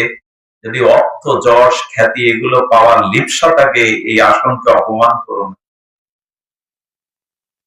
যারা কন্ট্যাক্ট করে ভাগবত পাঠ করতে আসে, এদের দিয়ে পাঠ করানোর বিধান শাস্ত্রে নাই। হ্যাঁ, একটা মানুষকে দক্ষিণা দিতে হবে। বাড়ি কেউ আসলে তার আসা যাওয়া খরচ দক্ষিণা আপনি জগৎ দিয়ে দিন। শাস্ত্র বলছে সোনা, ভূমি, গাভী দান করে দিন। দানের বিষয় হবে শত স্বইচ্ছায়, দানের বিষয়টা কন্ট্যাক্টের বিষয় নয়। চেয়ারম্যান অফিস থেকে চাল দেয়, দেখেন সরকারি চাল, ওর গায়ে কি লেখা থাকে? বিক্রয়ের জন্য। ভাগবত বিক্রয়ের জিনিস না, কন্ট্যাক্টের জিনিস না। আর একটা আশ্চর্য হতে হয়, এখন একটা নামের দল অষ্টপ্রহরে আনতে গেলে কত লাগে দাদা? লাগে। আচ্ছা, একটা কীর্তন দিতে গেলেও তাকে 20-25 হাজার টাকা দিয়ে আশ্চর্য হতে হয়। একজন শুদ্ধ ভাগবত পাঠ করতে আসে, ওখানে প্রশ্ন তোলে এরে কত দিয়েছেন। গাড়ি ভাড়া দিতে গিয়েও অনেকে কার্পণ্য আসে। এটা আপনি লক্ষ্য করেন, যারা ভাগবত বলেন তাদের অন্তত 99% মানুষ প্রসাদ ভোজী। এটা বলতে গেলে, এখানে আসতে গেলে সে অন্তত একটু প্রসাদ ভোজী, হরি নাম করে। কিন্তু ভাগবতের বেলায় আমার বাবা আমাকে বলে গিয়েছিলেন, ভাগবত বিক্রি করবি না। অনেকেই অনেক সংশয় করেন, কিন্তু সেই কথাটা আমরা স্মরণে রেখেছি। আজ আত্মচৈতন্য সংকীর্তর সঙ্গে বুধাটা আমরা আজও এইভাবে ছুটে চলেছি। কিন্তু অনেক জায়গায় বলেন, বাবু গাড়ি ভাড়া কত, এত দিতে পারবো না, কি কত একটু বলে প্রশ্ন। তখনই মনে প্রশ্ন, একজন ভাগবতকে ডাকলে এই প্রশ্ন আসে। কিন্তু আমরা 40,000 টাকা দিয়ে একটা নামের দল আনি, সেখানে প্রশ্ন নেই, ওই দল পেতেই হবে। যে শুদ্ধ ভাগবতটা প্রচার করুন। আমি এখানে অনেক জ্ঞানী মানুষকে দেখছি, শিক্ষিত মানুষকে দেখছি, একটু তাকিয়ে দেখুন বর্তমান হিন্দু ধর্মের পূজা পার্বণ যাগযজ্ঞ অনুষ্ঠানগুলোতে কি পরিবেশ, আর ভাগবতে কি পরিবেশ থাকে। মানুষ তো আগে জানতে চায়, বুঝতে চায়, অনুভব করতে চায়, নাহলে সে পৌঁছাবে কি করে। গীতার বাণী দিয়েই অর্জুনের মোহ দূর হয়েছিল, পরীক্ষিত মহারাজের ভ্রম অভিশব্দ হয়েছিল ভগবানের কথা শ্রবণ করে। যেন ভাগবত যেখানে হয়, প্রতিনিয়ত হয়, সেখানে মানুষ অনেকটা সংস্কার হয়ে যায়। ভাগবতী আজ খুব বেশি প্রয়োজন। আমি বলছি এজন্য নয়, এজন্য যার লিপ্সা আছে বড় পদ মর্যাদা, অর্থবিত্ত, যশ খ্যাতি, এই আসন তার জন্য নয়। আর বলছেন কারণও পাঠক, অর্থাৎ ভগবান বলার মধ্যে একটা স্নিগ্ধতা, একটা মাধুর্যতা, একটা ভাষা জ্ঞান, একটা তার ভিতরে মহিমাপূর্ণ ভাষা জ্ঞান, মাধুর্যতা এবং শব্দের যে তাৎক্ষণিক প্রতিক্রিয়ার কৌশল, কোন শব্দটা কিভাবে প্রয়োগ করতে হয়, এটা একজন বক্তাকে জানতে হয়। এই চারটে দোষ শূন্য যিনি, তিনি ভাগবতের অধিকারী। ভ্রম, প্রমাদ, লিপ্সা, কারণ পাঠক, এই চারটি দোষ থাকতে তিনি ব্যাসাসনে ভাগবতের অধিকারী নন। এই জন্য সুখদেব গোস্বামী ভাগবত বলছেন, আর পিতা ব্যাসদেব নিচে বসে শুনছেন, যিনি ভাগবত রচনা করেছেন। এবং তারও পিতা পরাশর বসে শুনছেন বশিষ্ঠদেব, মৃত্যুঞ্জয়ী মহাপুরুষগণ বসে শুনছেন। আর সুখদেবের ওই অধিকার ছিল, এই জন্য পিতা ঋষিগণ বসে বসে শুনছেন। সুধীবৃন্দ, এই জন্য অধিকারী বক্তা, অধিকারী শ্রোতা, এইটা নিয়ে যেখানে ভাগবত প্রকাশ হয়, সেই হরিকথা জীবের আত্মিক কল্যাণ চলে আসে। সুধীবৃন্দ, সবশেষে একটি লীলা বলবো আপনাদের। এই লীলা কথাটি হলো, ওই যে 9টা মাইলস্টোন বলেছিলাম, তার মধ্যে একটা হলো, সপ্তমটা হলো ভাব। যদি ভাগবত বা হরিনাম ভজন করতে হয়, তাহলে একটু ভাবের সহিত করতে হয়। ভাবের অভাব হলে সবকিছুই নষ্ট হয়ে যাবে। সেই ভাবটা কেমন জানেন? ভগবানের প্রতি আপনার বিশ্বাস, শ্রদ্ধা, নিষ্ঠা, রুচি, এগুলো আনুন। বারবার বলছি, এই জগতে ভগবানের থেকেও যদি কারো প্রতি বেশি টান থাকে আপনার জীবন ছিন্ন ভিন্ন হতে বাধ্য। ভগবানের থেকে যদি কারো প্রতি আপনার অনুরাগ, টান, ভালোবাসায় জগতে বেশি থাকে, আপনার জীবন ছিন্ন ভিন্ন হতে বাধ্য। ভগবানের থেকে কাউকে আপন করতে যাবেন না, ভগবানের থেকে কাউকে হৃদয়ে বসাতে যাবেন না। এই জগতে প্রকৃত অর্থে মন, ভাব, ভালোবাসা যাদেরকে দিয়েছি, তারা কি আমাকে বোঝে? দিল্লিতে একজন পাঠ শুনতে গেছেন, ভাগবত পাঠ শুনতে গেলে তিনি 1 সপ্তাহ বিয়ে করেছেন, স্ত্রীর মোহে মোহিত সুন্দরী যুবতী বিয়ে করেছেন, কোটি কোটি ডলারের মালিক শিল্পপতি। পাঠ শুনতে গিয়ে চেয়ারে বসে শুনছেন যে না, এ জগতে ভালোবাসা বা প্রেম একমাত্র ভগবানের সাথেই হয়, শ্রী গুরুদেবের সাথেই হয়। এ জগতে যারা, তাদের সাথে আমার দেনা পাওনার ভালোবাসা, দেনা পাওনার সম্পর্ক, এ কথা উনি মেনে নেননি। বললেন, পণ্ডিত বাবা, আপনার পাঠ শুনছিলাম, আমি দিল্লির একজন শিল্পপতি, আমি বিয়ে করেছি, আমার পিতামাতা আছে, আত্মীয় বর্গ আছে, কিন্তু আপনার এই কথা মেনে নিতে পারলাম না যে ভালোবাসা ঈশ্বরের সাথে ছাড়া হয় না, ভাব পরমেশ্বরের সাথে ছাড়া হয় না। আমার পরিবারের সবাই আমাকে প্রাণের থেকে বেশি ভালোবাসে। পাঠক বুঝে নিলেন তার মোহ। বলে তোমার ঠিকানাটা দিয়ে যাও, আমি কাল তোমার বাড়িতে যাব, কিন্তু তুমি এক কাজ করবে, আজকেই গিয়ে সব আত্মীয় স্বজনকে নিমন্ত্রণ করবে যারা তোমার খুব প্রিয়। আর পিতামাতাকে বাড়ি থাকতে বলবে, স্ত্রীকেও সামনে থাকতে বলবে, শ্বশুর বাড়ির লোকজন আত্মীয় কুটুম্বকে বলবে, সবাইকে ভালো মন্দ চা যোগ জলযোগ করিয়ে মিষ্টান্ন খাওয়াবে। শেষে স্ত্রীকে বলবে এক কাপ চা আনতে। ওই চাটা খাওয়ার পরে তোমার বুকে একটা ব্যথার অনুভব করে বুক চেপে তুমি ওই বিছানায় পড়ে যাবে, বাকিটুকু আমার কাজ, আমি তখন পৌঁছাবো। তুমি সব আত্মীয় স্বজনকে ডেকে চা যোগ জলযোগ মিষ্টান্ন করে স্ত্রীকে চা আনতে বলেছেন। 2 চুমুক দেওয়ার পরে বুকে ব্যথা অনুভব করে ছটফট করতে করতে বিছানায় পড়ে গেছেন। সাধুরও প্রবেশ, আগে থেকেই সব ঠিক করা। আচার্য প্রবেশ করে সবাই তখন তার পিতামাতা সাধুর ভয়ে পড়ে গেছে। এখন অ্যাম্বুলেন্স, এখন গাড়ি, এটা তো একটু সময় লাগবে। আপনি মহাত্মা, আপনি দিগ্বিজয়ী মহাপুরুষ, একটু দেখুন আমার সন্তানটার কি হলো। স্ত্রীকে বলছে আমার স্বামীকে দেখুন। বলে তোমার শান্ত, আমি দেখছি, যদি প্রয়োজন হয় অ্যাম্বুলেন্স ডাকো। তার আগে আপনি একটু দেখুন, আপনার কৃপায় সব হতে পারে। বুকে হাত দিলেন, নিঃশ্বাস বন্ধ, স্তম্ভিত হয়ে মারা গেল। বললো সব শেষ। উনি যৌগিক ক্রিয়া ওর মধ্যে স্থাপন করলেন। ওর নিঃশ্বাস নেই, কিন্তু ওর ভেতরের চেতনাটা জেগে আছে। বাইরে কে কি বলছে ও বুঝতে পারছে, কিন্তু ওর কোনো সাড়া এই যৌগিক সাধু রাখেননি। সঙ্গে সঙ্গে তখন সাধুর দোষারোপ করছে, আপনি ঢোকাতেই আমার ছেলের মরণ হলে জবাব দিন। আমরা এরকম করি, মানা চেনা করে, পুণ্য না হলে ভগবানেরও দোষ দিই। ও ভগবান বলে কিছু নেই। অমুক জায়গায় যেতাম, রোগ সারলো না, আমার কাছে টাকা পয়সা সব নিয়েছে, বাড়ি করবে, আশ্রম করবে, অথচ রোগ সারলো না। এই জন্য কামনা বাসনা নিয়ে কোথায় গেলে জানবেন একদিন দ্বন্দ্ব বাঁধবে। নিষ্কামতা ছাড়া সম্পর্ক টিকে থাকে না। চাওয়া পাওয়া স্বার্থ থাকলে ওখানে কদর্যতা আসবে। এই জন্য কামনা বাসনা নিয়ে ভগবানের কাছে গেলে একসময় অবিশ্বাস চলে আসে, অশ্রদ্ধা চলে আসে। ইচ্ছা পূরণ না হলে তাতে আর মন বসে না, শ্রদ্ধা নষ্ট হয়ে যায়। এজন্য কামনা বাসনা নিয়ে সাধুর কাছে যাবেন না, কামনা বাসনা নিয়ে ভগবানের কাছে যাবেন না, একদিন নাস্তিক হয়ে যাবেন, আপনি বিশ্বাস হারিয়ে ফেলবেন। ভগবানকে ভালোবেসে যান, আপনার কি প্রয়োজন উনি ভালো জানেন। তো সাধুর কাছে যখন সবাই বলছে আপনার দোষ, ছেলেটা দেখতে দেখতেই মারা গেল, সাধু বাড়ি আসলে কি লোকের অমঙ্গল হয়, অকল্যাণ হয়? আপনি জবাব। আচ্ছা, কেউ কেউ বলছে সাধুবাবু একটু দেখুন না, আপনার তো অনেক শক্তি, ক্রিয়া, কিছু করা যায় কিনা। একটা উপায় আছে, আমি করে দেখতে পারি। সবাই তখন উৎসুক হয়ে গেছে, এক গ্লাস জল আনো তো, এক গ্লাস শীতল জল আনো। জলটা উনি ওখানে কি হরিনাম পড়লেন, একটা তুলসী পাতা দিয়ে বললেন, দেখুন আমি গুরুদেবের কাছ থেকে যা পেয়েছি সাধনা করে দীর্ঘদিনে, এই জলটা যে পান করবে সে মারা গিয়ে তার আত্মার মধ্যে গিয়ে ও বেঁচে যাবে, সে মারা যাবে। মারা যাবে শব্দটা জোরে বললেন।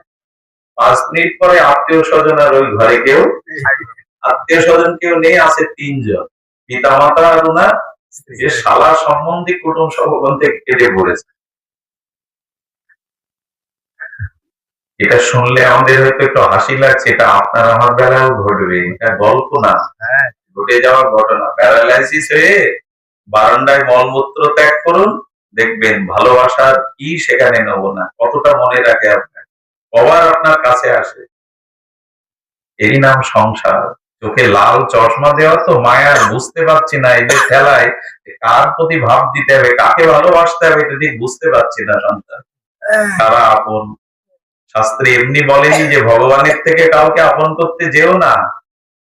সারা জীবন একটা মেয়েকে মা পেটে ধরলো, গর্ভ যন্ত্রণা ভোগ করলো, পিতা তার সুখের জন্য কত কি করলো, ছোটবেলা কত কষ্ট করে তাকে লেখাপড়া শিখিয়ে, কত স্বপ্ন দেখে তাকে বিশ্ববিদ্যালয়ে পাঠালো।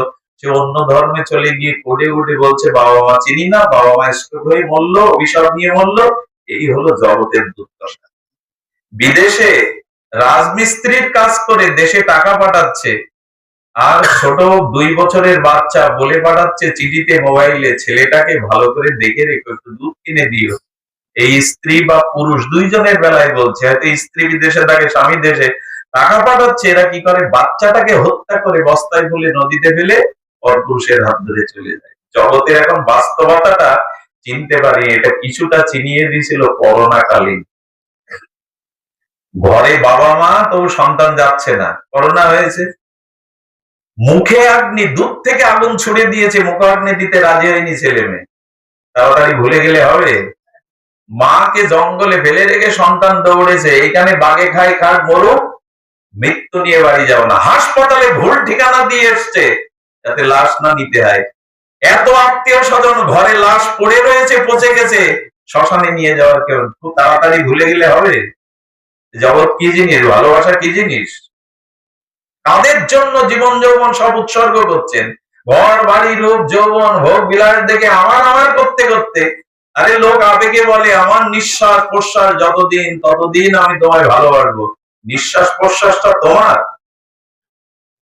আচ্ছা, শুক্রবারে নিঃশ্বাসকে 2 ঘন্টা ছুটি দিন তো, পারবেন আপনি আপনার নিঃশ্বাসকে ছুটি দিতে?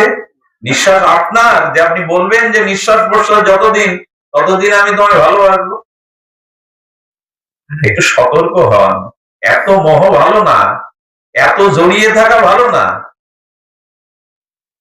আমাদের আর হয়েছে জ্ঞান, এই মোহতেই পড়ে গেলাম। তখন প্রথমে পিতাকে বলছে, জল তো আর কেউ নেয় না, বুড়ো বাবার কাছে গিয়ে সাধু বলছেন, আপনি ওর বাবা, বুড়ো হয়েছেন, কদিন বাঁচবেন, ছেলেকে বাঁচান। বলে ছেলেটা এখনো ছোট, ব্যবসা বাণিজ্য, এত কোটি কোটি টাকা, বিজনেস, ও কি বোঝে, আমাকেই তো সব সামলে রাখতে হয়, ও সব নষ্ট, ভগবানের ইচ্ছায় যে গেছে আমি সামলাই। ছেলে কিন্তু শুয়ে শুয়ে শুনছে। মাকে গিয়ে বলছেন, আপনি তো মা, মার থেকে দরদি তো কেউ নেই, আপনি খান, ছেলেকে বাঁচান। বলেন, আপনারাই পাঠে বলেন, নারীর কাছে সতী, সতীর একমাত্র তপস্যা পতি, আমি চলে গেলে উনার কে সেবা করবে, স্বামী সেবাই তো নারীর শ্রেষ্ঠ ধর্ম, আপনারাই তো বলেন, আমি চলে গেলে এই বুড়োটার কি দশা হবে, যে গেছে আর কি করা, বাকি আছে কে? স্ত্রী।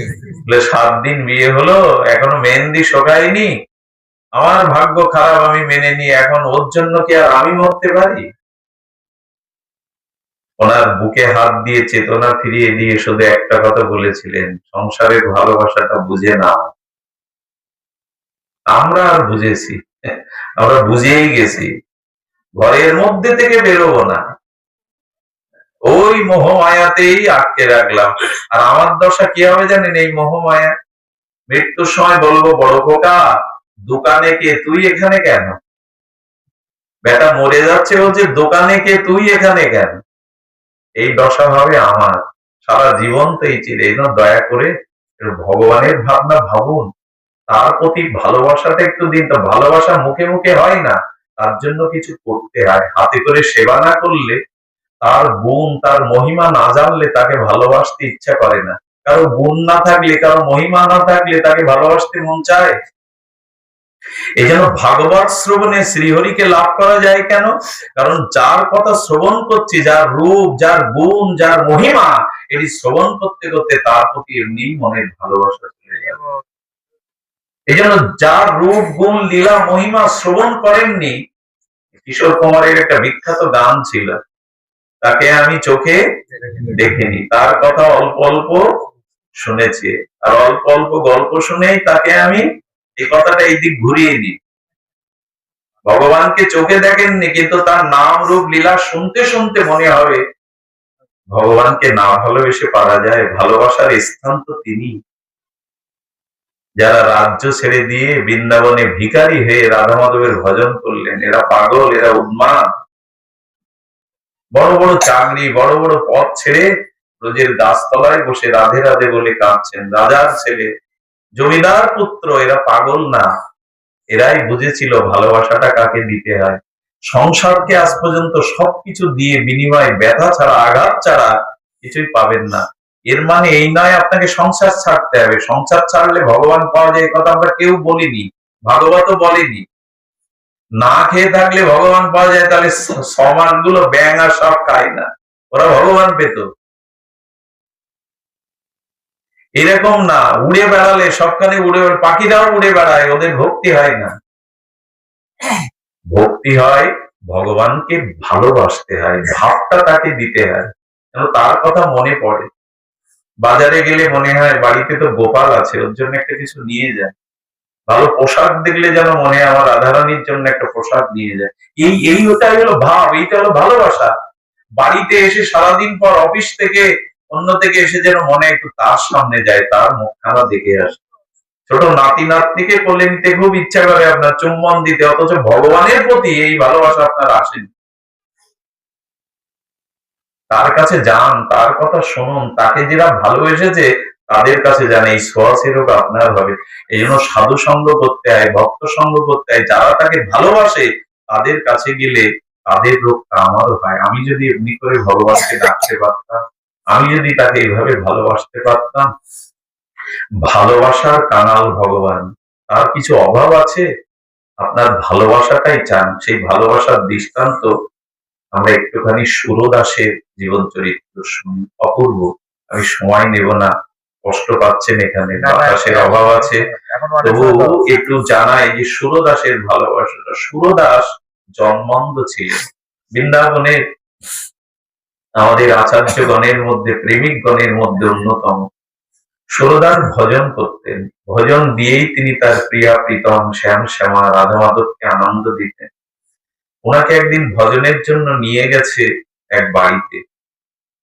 গানের শেষে বীণাগুলো যেমন ধুলায় পড়ে থাকে, গীত শেষে বীণা পড়ে থাকে ধুলি মাঝে, তো ওনার ভজন শেষ, হরিকথা শেষ, ওনার যে অন্ধ, ওনাকে যে দিয়ে আসতে হবে এই কথা কারো মনে নেই।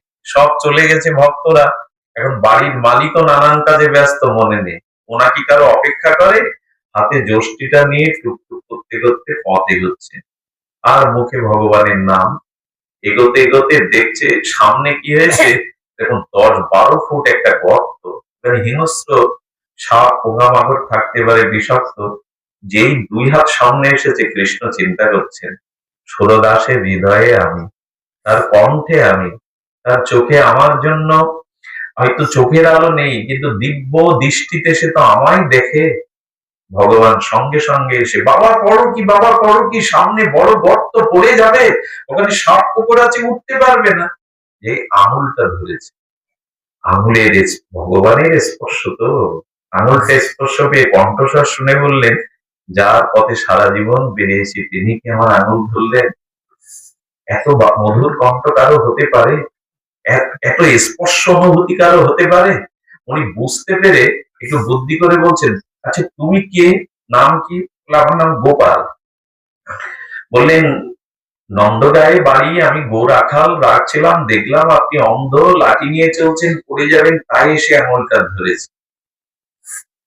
তখন বলছে, গোপাল, আচ্ছা আকাশে খুব মেঘ, মানে বুদ্ধি করছেন যাতে জড়িয়ে ধরতে পারে, আকাশে খুব মেঘ করেছে না, এখনই হয়তো বৃষ্টি না, আমার হাতটা ভালো করে ধরো তো। আঙুলটা ছেড়ে দূরে গিয়ে বলছেন, আমাকে পাগল পেয়েছে তুমি? তোমার মনের খবর আমি জানি, আমাকে জড়িয়ে ধরতে চাও? হ্যাঁ, যেই বলেছে বুঝতে পেরেছে, তখন বলে, শোনো কানাই, শোনো প্রাণারাম, শোনো প্রিয় পরম, আজ তুমি আমার কাছে হেরে গেলে। ভক্তের এই হলো ভাব, এই ভাব না থাকলে ভক্তি পাওয়া যায় না। আজ তুমি হেরে গেলে আমার কাছে। কৃষ্ণ দূরে দাঁড়িয়ে বলছেন, শ্যামসুন্দর, হারলাম কেন? হারলে কেন জানো? দেখো আমি বৃদ্ধ, তারপরে অন্ধ, আমার আঙুলটা তুমি ছাড়িয়ে নিয়েছো, এতে মনে করে যে তুমি জিতেছো, যেতনি, তুমি হেরে গেছো।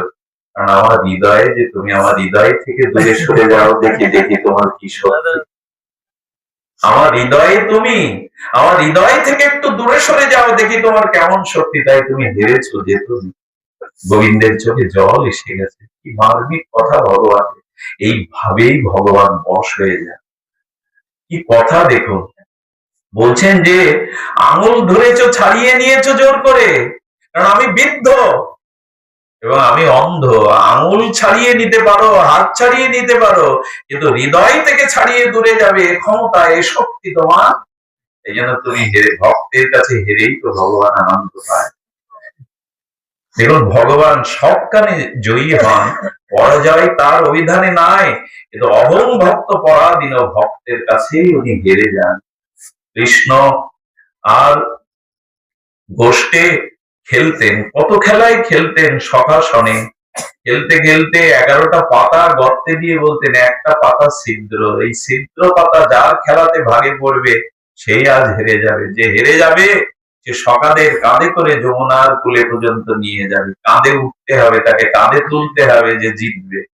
সবাই গর্তে হাত দিচ্ছে আর কৃষ্ণের দিকে তাকাচ্ছে, যে তোর দিকে তাকালে, তোর নাম না নিলে পরাজয় হয় না। সবার বেলায় ভালো কথা উঠলে কৃষ্ণের বেলায় ছেঁড়া কথা। ইচ্ছা করে হারেন তিনি, ইচ্ছা করেই ভক্তকে এই এক জায়গায় তিনি পরাজিত হন। বাবাকে ছোট্ট বাচ্চা মেয়ে বলছে, বাবা তোমার গায়ে বল বেশি না আমার গায়ে। বাবা কি বলে? বলে তাহলে দুইজনের যুদ্ধ হোক। মেয়ে একটু অভিনয় করে বাবাকে ঠেলা দিল, বাবা ইচ্ছা করে বিছানায় পড়ে বললেন আমি হেরে গেছি। এটা কি বাবার হার? এটাই বাবার জিত। এবং যার ভাব আছে, ভক্তি আছে, ভগবান তার কাছে হেরে গিয়ে আনন্দ পাবে। আমি ভক্তাধীন, আমি ভক্তের অধীন। ভক্ত ভক্তির দ্বারা আমাকে বাজারে বিক্রিও করতে পারে। এই জগতে আমি জ্ঞান কর্ম কিছুতেই অধীন হই না, একমাত্র ভক্তের অধীন হই আমি, ভক্তির অধীন হই না। এই জন্য ভাব চাই, শ্রদ্ধা চাই, তবে তো ভক্তি আসবে। ভক্তি এমনি এমনি আসবে না। ভাবের দ্বারা, শ্রদ্ধার দ্বারা, নিষ্ঠার দ্বারা, রুচির দ্বারা, আসক্তির দ্বারা এই স্তরে পৌঁছানো যাবে। হঠাৎ কিছু হয় না, হঠাৎ কিছু হয় না, ক্রম চাই, সিঁড়ি চাই। এই সিঁড়িটা 9টা আগে বলেছি: শ্রদ্ধা, সাধু সঙ্গ, ভজন ক্রিয়া, অনাত্ম নিবৃত্তি, নিষ্ঠা, রুচি, আসক্তি, ভাব, ভক্তি, প্রেম। এই 9টা সিঁড়ি। তখন বলছেন, সুরদাস বলছেন, প্রভু আজ হেরে গেলে। কৃষ্ণের কাছে তখন মনে মনে প্রাণনাথকে জানাচ্ছেন যে ভগবান তখন বলছে, সুরদাস আমি তোমার চোখ দিয়ে দিয়ে একবার আমাকে দেখো না। আহা, বলে প্রভু আমি তোমাকে একলা দেখতে চাই না, তোমার বামে প্রেমময়ী রাধা রানীকে যদি পাই তবে যুগলেই দেখতে চাই, আমি তোমাকে দেখতে চাই না শুধু। এ দেখুন, যারা রাধা নিষ্ঠ ভজন করে তাদের এই দশা। বলছেন যে তোমার সাথে রাধা রানীকে সেই যুগল দেখতে চাই, আমি তোমাকে একা দেখতে চাই না। কৃষ্ণ খুশি হন যারা কৃষ্ণের থেকে রাধা রানীকে বেশি ভালোবাসেন, বেশি ভাব প্রীতি রাধা রানীর প্রতি। কৃষ্ণ তার বশ হয়ে যান। সুরদাস কুটিয়ায় বসে যুগল শ্যাম শ্যামার ভজন করছে, আর রাধারানী বলছেন, আচ্ছা শ্যামসুন্দর তুমি প্রতিদিন দুপুরে বিশ্রামের সময় মন্দির থেকে বেরিয়ে কোথায় যাও? বলো একজনের ভজন শুনতে চাই। গোবিন্দ ভজন শুনতে সুরদাসের কুটিরের সামনে এসে দাঁড়ান। ভক্তের ভক্তিমাতা ভজনে ভগবানের কি লোভ দেখুন। রাধারানী বললেন, আমাকে নাও না কেন? তোমাকে নিলে তো একটা সমস্যা ঘটবে, তুমি যাকে তাকে কৃপা করো, যাকে তাকে করুণা করো, এই জন্য তোমাকে নেই না। বলে আজ আমাকে নিয়ে যেতেই হবে। সুরদাসের ভজন শুনতে তুমি একাকি যাও, ভক্তের এই ভক্তির ভজন আমাকে শোনাবে না? রাধারানীর সাথে এসেছেন, যেই দাঁড়িয়েছেন রাধারানীর নুপুরের ধ্বনি তো আর লুকাতে পারেন না।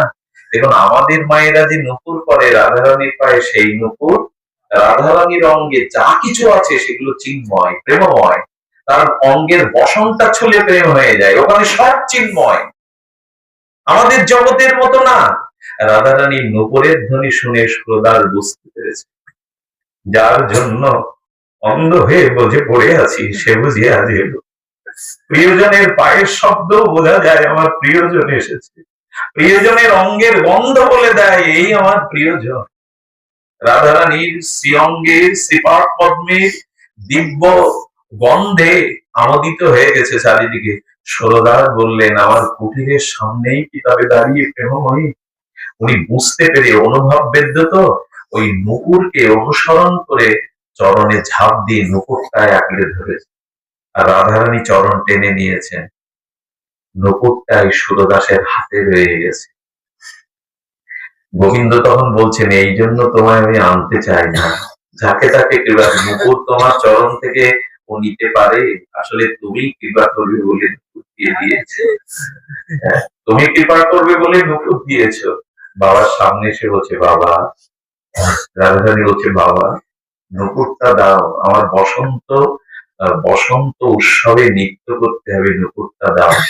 বলে আমি তো জন্মান্ধ, নুপুর তোমার কিনা তার প্রমাণ কি? আর একজন এসে যদি বলে বাবা নুপুর আমার, যার নুপুর আমি তো তাকেই দেব, তো নুপুর যে তোমার এর প্রমাণ কি? রাধারানী পড়ে গেছে বিপাকে।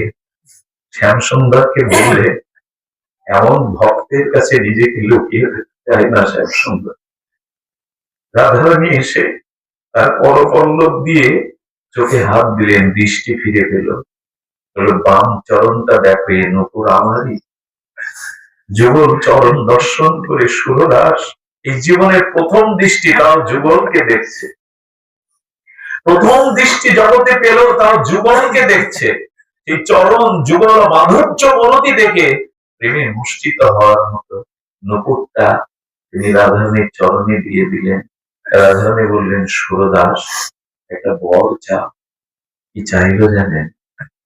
চাইলো রাধারানী আমাকে আবার অন্ধ করে দাও। এগুলো হলো ভাব, যুক্তি তর্কে ভগবান পাওয়া যায় না। আচ্ছা, কেউ যদি যুক্তি দিয়ে বলে কাপড়ের উপরে সাবান দিলে কাপড় পরিষ্কার হবে, যুক্তি মানবেন?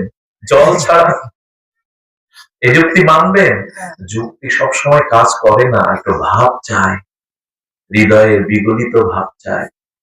অনেক মানুষের মধ্যে সন্তানকে বুকে পেয়ে অনেকদিন পরে মা আমার খোকা চুমু দিতে দিতে কাঁদতে থাকে জড়িয়ে ধরে, অন্যরা বলে কি পাগল নাকি? ওটা অন্যের কাছে পাগলামি, কিন্তু মায়ের কাছে অনেকদিন পর সন্তানকে পাওয়া পাগলামি নয়, এটাই মায়ের ভাব। যেন ভাব চায়।